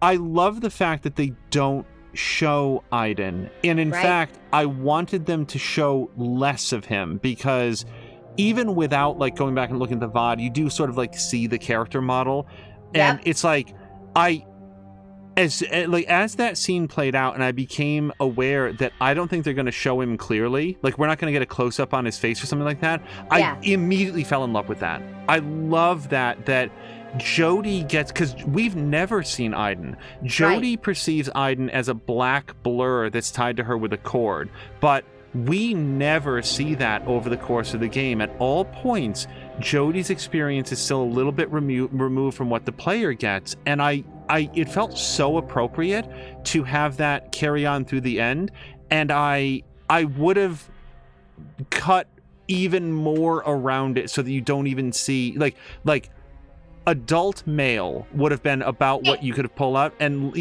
nothing more. Right, because I had opinions. Excuse me. I had opinions about his appearance, and not negative or positive. I just felt something about his appearance. And I thought, well, that doesn't seem to match. And not having been presented that, even as much as we saw, would have been better, I think, because I would not have had the experience of saying, that doesn't match with what I've been seeing or imagining or whatever. And I also had a moment where I was like, why isn't he talking? Like, why doesn't he say something to her? Until I shook it off and went, well, right, he's never spoken to her. Why would he speak to her now? Like, he can't. He doesn't have a voice. And that's something about the Aiden experience, which, again, Beyond Two Souls comes so close to doing some interesting things in a horror space, and part of that is here, where as part of this same sequence you do get clarity on what Aiden is, and Aiden is Jodie's twin brother who died during childbirth, apparently when the umbilical cord got wrapped around his neck, if I heard it correctly. And so another big difference between our playthroughs is that you're playing with subtitles and I am not. So sometimes there are things that aren't as clear to me as they would be with the subtitles, and I'm generally comfortable with that. I like it. I'm okay with some ambiguity as long as I feel like it's intended. And I briefly thought that there was some implication that Aiden had... This is going to sound very stupid, but then I'll explain why I thought this. So in a moment, I'm going to give a spoiler for the alternate ending, not the actual ending, but the alternate ending of, like, it's on the DVD for the butterfly effect. So if you want to be concerned about that, maybe just tune out for a few moments. But in the alternate ending of the butterfly effect, the way that issues are resolved is that Ashton Kutcher is able to travel back in time in his own body, sort of Quantum Leap style, and he strangles himself with his own umbilical cord so that he is never born, and that resolves all of the problems that have been caused with his time travel. And when they made it, there was something about the way that it was said. I thought, wait, is it being implied here that Aiden or maybe Jodie killed Aiden in utero? But it doesn't. I just wanted to share that if you watch my VOD, I'm very confused for a few moments and then don't really illuminate why. And I wanted to wait so that we could maybe talk on it here. And it was wrong, but I at least briefly thought that. Except I don't know how wrong that was, because, I've got the survivor guilt thing, and I think I had a moment of, awesome, so you're telling me I killed my twin. So you're not so far off in wondering if that's what happened. Like in having that be a thought. I was going to ask, does the subtitles, do they illuminate that at all? Because I think the line was, it sounded to me like they said something about like he's wrapped the umbilical cord around his neck or something. It's the way that it's phrased, but you had subtitles. What did you see? Well, and that's the thing. I'm trying to remember exactly, but I know that the wording was weird because I thought it said he, I think it was, we're just going to have to watch it. But I thought it was he strangled him with the umbilical cord. Right. Something. Yeah. Okay. It was something like that. And like people watching this after having actually watched your VOD probably I haven't gotten a chance to see any of this. So this is where we hash that out. Yeah. It's an oddly delivered line that seems to imply that something more happened. Right. Agreed. Also, like, did you have this sense? Like I was on this ride, so the fact that Aiden was her twin came as a revelation to me, which I very much appreciated. But I don't know if other people playing it, were just like, yeah, of course, I figured that out, in episode 2 or whatever. Did you have that understanding? No, I mean, I never. It Awesome. didn't ever occur to me that he might be a blood relative. And here's where it gets back to like the horror of that. It's the realization that Aiden is a person that never got to be. And throughout his entire existence, the only person that can perceive him is Jody. And suddenly I cast back to all of the different things that had happened in the various scenes. I had thought from the beginning, Aiden is some sort of extra-natural spirit that became attached to Jody. Maybe he used to be human, maybe he didn't. I was very interested in your Navajo playthrough when you noted what would even lead you to believe that, you asked the game, what would even believe you to believe that Aiden has a soul?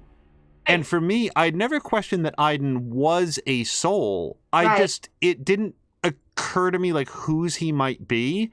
And the revelation that he was the twin that didn't get to be born, that he, like, when we see Jody wandering around her family's house and Aiden is there, Aiden is trying to play with her. Aiden is like moving the dolls around. Aiden is making static on the phone when she's pretending to talk on the phone. Aiden is Jody's age. And where Jody can go play with the kids out in the snowball fight, Aiden has no one to play with. No one can see him. No one can hold him. No one can console him or teach him or discipline him. The only person that can perceive his presence in anything other than random knocks is Jody, and that's why he's so angry and he lashes out when she starts to form relationships with others, because that's less emotional space for him. It's nightmarish when you think about what his experience has been. And it sort of comes together in that scene in the field where they get to come face to face, and Jody gets to see, and only Jody really gets to see, the person that he would have been. And there's so much implied there, and I don't know how many other, maybe I'm reading too much into it, but I thought it was really interesting, and it put into perspective what he does during the dinner. Just real quick, you did not take the shower during the dinner. Aiden writes in the steam on the mirror, "You don't need him, you have me."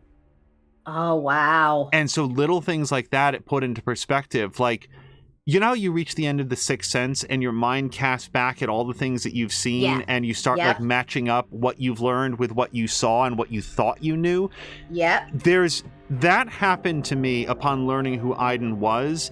And as I said in my closing of the game, I don't hate Beyond Two Souls as much as a lot of people did because of things like this, where there's a promise in this game, in this story. It is not fulfilled, and there's a lot to dislike about it, but it teeters on the edge of some really interesting ideas. And I think that the revelation of who Aiden wasn't just like, oh, he was her twin, and that's all it was. No, it was, holy shit, he's her twin. Yeah, and that this is it. I've already said like what his existence has been like. Like Jodie had a family. It wasn't a family that did right by her, but she had people, like at least an adoptive mother, who showed affection to her. Nobody ever showed Aiden affection. Nobody ever did. He was always alone. And sorry, that just resonated, and I thought that's it. I just wanted to like highlight that as being like, I think that's a thing that the game almost accomplished. Right. And I very much appreciate that. And for me, what was happening, or I appreciate that because for me, what was happening was, yes, their relationship was a sibling relationship. He would annoy her, but she loved him, you know, and she was dependent on him, but he still got under her skin. Like, yeah, that they represented the siblingness of the two of them very, very well, I thought. And I was not thinking about what that would have been like for him. So I appreciate like taking a moment to think about it. Yeah, it was cool. Go. Yeah. So this was not this game was not well received? Oh no, people really dislike it. Like, yeah, I mean, like, there's at least a couple more scenes to talk about, but Sorry. Like my experience with Beyond Two Souls prior to having played it was exclusively by way of my memory's very mediocre reviews. Andrew Reiner, the current editor-in-chief, former executive editor over at Game Informer, like talking during like some super replay about like how he was playing it and he really, really disliked it very much. Joe Juba over at Game Informer saying like, yeah, Beyond Two Souls, boy, that game is really long for what it is. It just keeps going. Like, I didn't know anything. You can intuit a couple things about the name Beyond Two Souls, but I really didn't know anything about the premise, only that it was very poorly received, even among David Cage games that are not especially well received most of the time. So, yeah, I would toss in there, in my experience, even Indigo Prophecy has better gameplay. The story is bunk in Indigo Prophecy. I mean, it's total nonsense. It feels like they put 3 scripts into a blender and only pulled out like a fifth of any of them. But the actual gameplay, I felt more engaged in a wider variety of ways. With like in Indigo Prophecy, you have to like manage your claustrophobia, your fear of the dark. You have to you can do things like play the guitar. You have to manage your sanity, which is, it's not a mechanic that is, as we talked about in this game, very or even minimally understanding towards people who grapple with real life mental health issues, but it is a gameplay system nonetheless. And in Beyond Two Souls, from a gameplay perspective, you are very rarely doing anything more than reaching the point at which the game is going to give you a couple binary options. And it's a much simpler game with a much, much, much better told story than Indigo Prophecy. Yeah, sure. But falls, I think, well below my personal experience with both Heavy Rain and Detroit. I don't mean to oversell Detroit, which is the one game we've discussed that you have not played. Just, I didn't have this level of mechanical problems with Detroit that I remember. And that is something to look forward to, because I'd love to play a Quantic Dream game that doesn't piss me off mechanically. You know, like, I think if I went back and played Heavy Rain with a fucking controller, it would be a different experience. I know it would be a different experience. Left on the stick is way more intuitive than tap A. Tap A. You know, definitely the control sticks would do you better. Yeah. So from that hallway, it sounds like things diverge entirely. For the most part, I want to watch it. But how would you sum up what happened for you? I can't because I don't know what the fuck it was. Like well, wait, so do you want me to tell you what happened or Sure. Yeah. Because the people in the VOD, the people who watch this will already have seen it. So like, Right. especially for them, I'm all ears. All right, so it was we exist as just sort of a spirit ourselves, and we're speaking about like I can be around my loved ones, which unfortunately they included fucking Ryan in there despite my best attempts. But also I can travel the cosmos, and it was this nebulous sense of I'm a soul, but also like a dimensional traveler kind of, and then we were in Zoe. We were talking to Zoe. Tuesday's child. We moved like we progress through scenes, and then we come upon a scene of 4 people who did not look happy, all sitting almost slack-jawed staring at a TV, and you realize soon enough, like, oh my god, this is the homeless family. And is this like, are they supposed to be happy here? Like, are we supposed to be showing them as being in a better place now? Because again, facial expressions are not matching that messaging, if so. And additionally, if you want to show people who are thriving, you don't have them all sitting stupidly watching television. You know, you have them having dinner, you have them, you know, engaging in conversation with each other, or sitting outside enjoying a picnic or something. But we're doing this voiceover about how we're a traveler, this, that, and the other, and then suddenly the voice changes, and we're Zoe, who was not like, as far as a voice actor is concerned, I think everybody did a brilliant job, and the last person they chose to have speak in the game was a real disappointment, because and this is not me picking on a child actor, but her delivery was far inferior to the rest of the entire cast.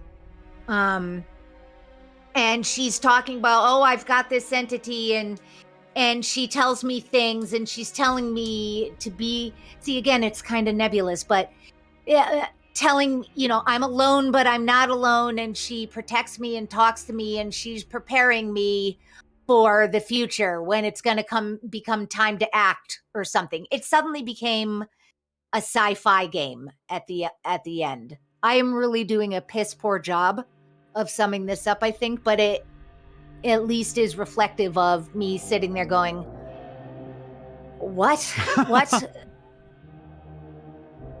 No, like, I think that's really yeah. good. I'm very much looking forward to seeing it. I'm so Yeah. glad that you chose the other side of the hall. I know, me too. I'm glad we chose differently. So what happened for you? So in my game, I went back to life. The condenser is shut down, and the black sun dissipates. And so let me ask you one quick question. So were you given any indication in your playthrough as to why Beyond Two Souls is presented out of chronological order? I was not given any indication of that, no, but I recognized, I spoke about the impact that the reveal scenes had because it was delivered out of order. If it was delivered in sequence, then we'd know A to B to C, and okay.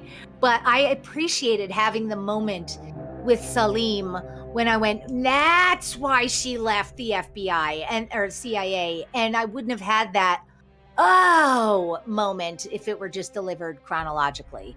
But did you got information? At least some in-universe like rationale for it. So Jody goes back to life, the condenser closes the black sun, all the spirits and entities disappear, and it turns out that environment that had just been a swirling miasma of spiritual energy is just like a big white room.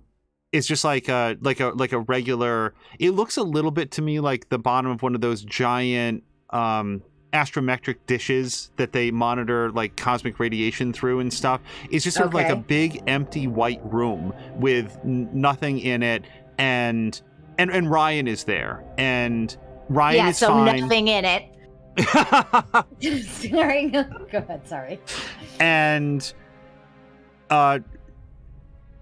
I feel like I might forget some interaction that Jody has with like the CIA on the way out. Mostly what I remember is we then cut to a period of time later where Jody is living by herself in a cabin. Yeah, in a cabin by like a river, like out in the woods, and she's wearing like a winter hat, like a hat to keep warm, and the narration makes it clear that the events of her life, she says that I spent too much time on the other side and everything is all jumbled up now. I can't remember the events of my life in sequence, and I just find myself staring off into space for long periods of time trying to piece it together. So I'm going to start writing it down. And it seems like what we have experienced as the story of Beyond Two Souls are Jody's haphazard recollections of different points in her life that she's written down so that she can then arrange the pages into an order that makes sense. And that's interesting. It is. It gives some in-universe reason for why we've encountered these events the way that we have. And it's sort of Jody, it seems like, working through various ideas in her life as opposed to like sequences and ages, just like coming to grips with having a passenger like Aiden and what that meant for her adult life, followed by an expansion on her family life. So it sort of moves, it feels like in retrospect the game moves through chapters of Jody's emotions, or sure, yeah. And then once the story is complete and she can sort of like sequence her life again, she thinks about, maybe I've spent, I'm trying to remember how like what order this goes in, because Jody is faced with a choice, and it's like, who do I want to, you know what, this might have been before you get to the cabin. I'm so sorry that now I'm giving the sequence out of order, but Jody was yeah, you know what, I think this might have happened, I'm so sorry, when Jody was leaving the CIA. I think that the choice was there about who do you want to go with? Who do you want to go to now? Oh, and Aiden was gone. Oh boy, I'm really massacring this telling. Aiden's gone. For the first time in her life, Jody doesn't have a passenger. There is no one there. Closing the Black Sun Aiden has gone on to the afterlife and is not with her anymore. So that's when she's faced with, what do you do now? And the options, as I remember, were Ryan, which, yeah, right, followed by Jay, who it took me a second to remember is the elder son of Paul, followed by... That was a choice. I'm so sorry. Go on. Zoe, which... honest to God, I did not remember. I recognized the picture, but I was like, wait, was Zoe Tuesday's real name? Because Tuesday does share her real name, but I couldn't remember what it was, and I didn't remember that was the name of the baby. So I guess, like, as an alive person, you can go to Zoe, but again, that, much like spending the afterlife with Paul, Tuesday was somebody who meant a great deal to Jody for a very short amount of time. Right. And although it would be interesting to reconnect with her, given those choices, one thing that I felt was very important for Jody was to be alone for a while. She's never been alone, and she doesn't know how to be with herself. And I think that might have been when it went to the cabin and she's like ordering her life, and after that I think then the story is done, and maybe that was when she says, I'm gonna like go off and like reconnect with people. No, okay, gosh, I'm so like, again, guys, you might have watched the VOD 5 minutes ago, or at this point 4 hours ago based on our conversation, but I played this more than a week ago. I think it's maybe after the story is written, she makes the decision, and I chose alone. Like Jody Jodie, I don't think it's like Jodie needs to like continue to learn to just be with herself on her own and also meet new people. I feel like going backwards into the pages of her story now is not going to be helpful, and what she wants to do is forge something new. And this went to a vignette, a little like time lapse of Jodie wandering the countryside, wandering the country, and talking about in narration how she, everywhere she goes, she finds entities everywhere she goes, and it shows like all of these like bloody people standing nearby, presumably next to the places where they died. I feel like it's implied that Jodie goes around trying to like either stop entities or help souls find their way to where they need to be. This is very much implied, but it shows her in a variety of different environments. And then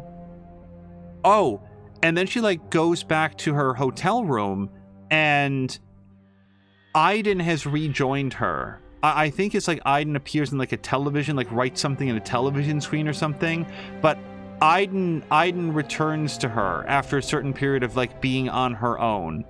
So there's a reunion there, and then it cuts to the future where Jodie is wearing like post-apocalyptic wasteland garb and steps up over a rise, and it just shows like something very Black Sun-ish over this cityscape and just swirling spirits all over the place. And it's implied that of course the experiments would have continued, and you know there's a global containment breach. Cut to black. Okay, see, that is so interesting because that shed some light on my ending, which clearly they were expecting absolutely nobody to choose. But at the end, there is a silhouette of Zoe standing there with what I assumed was Jodie standing next to her, looking out over a city, and talking about, you know, the future is coming or something to that effect. It felt very Terminator-y.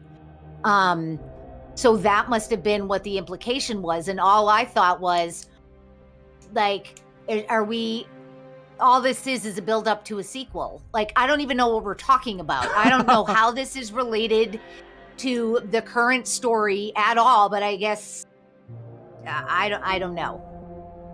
But it didn't make sense to me that Jodie would be the person standing next to her because Jodie was a spirit now. So yeah. Oh, you've got to watch mine and I've got to watch yours, and then we'll spend another 5 hours talking just about that. Yeah, only having heard it described, I would guess that maybe Jodie is physically present because of the breach, so now ghosts can be physically present again. But that's just me hearing your description of it. Right.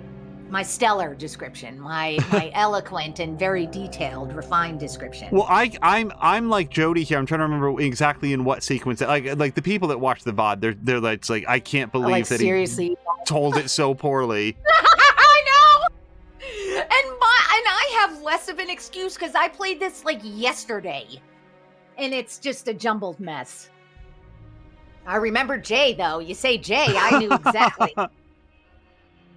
Yeah, there's a Jay ending that you will not see on mine because I was like, Jay seemed okay, but also kind of a bully in ways. So yeah, and I actually, as it was going through the credit sequence, there was a scene that it looked like it was out, you know, it looked like the environment was the Navajo environment, and I was like, ooh, does she go back?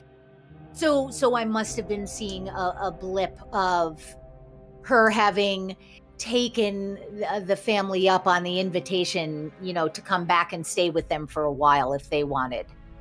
But so, and if you have more to share about that, let me know. But I was just curious, if you went through any of the bonus materials, because I went through all of mine. I glanced at a little bit of the concept art, and then I saw that there was a trailer in there for for the PC release of Beyond Two Souls, and that was it. Did you happen to see, like, what is it called? I'm just going to click on my screen now. I think it was Advanced Experiments. Did you see that? I accidentally triggered it while we were talking, then immediately closed it out so it wouldn't make any sound. But Okay. I haven't looked at that one yet. No. Okay. All right. So then I won't tell you about it. It's gameplay.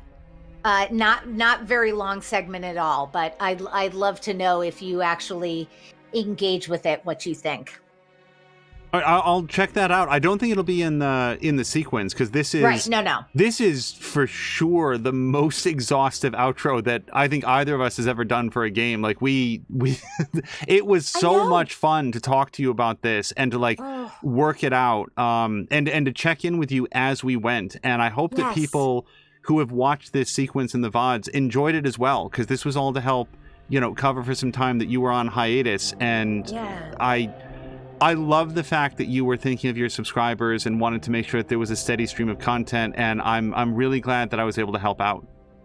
And I'm so glad that I shared in my final episode just how enjoyable this was to play this in parallel with you. I'm so glad you suggested it, and I think it's going to be difficult for us to find more games that we haven't played, although we do have one that we're going to play together for sure. Mm-hmm. But I want to do this again because this was just too much fun.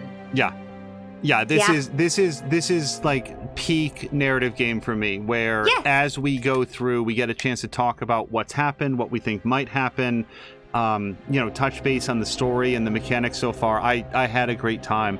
Is there, like, I've covered everything I can think of, because this is it. We don't get to talk about it on stream too much after this. Anything else you can think of that we didn't cover? I don't think so. I don't think so.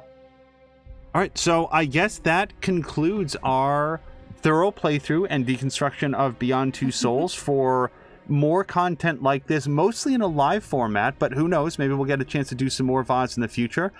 Please do check out twitch.tv/morethanamiya and twitch.tv/auspiciousangel. No spaces or punctuation, easy to find. And for sure, be sure to check out the collections tab. Depending on when you watch this, it can be a little bit difficult to uncover, but usually if you go to videos and then change the filter to collections, you'll find not only all of our Beyond Two Souls playthroughs, but many other like full playthroughs that we've done on each of our channels, and we try to keep that available for you guys. Yepper. All right, Mia, thank you so much. We will talk again real soon. Absolutely. Thank you, Angel. And thanks to everybody who came on this journey with us. Yes, lots of fun. All right, Yes. I'll talk to you soon. All right. Bye.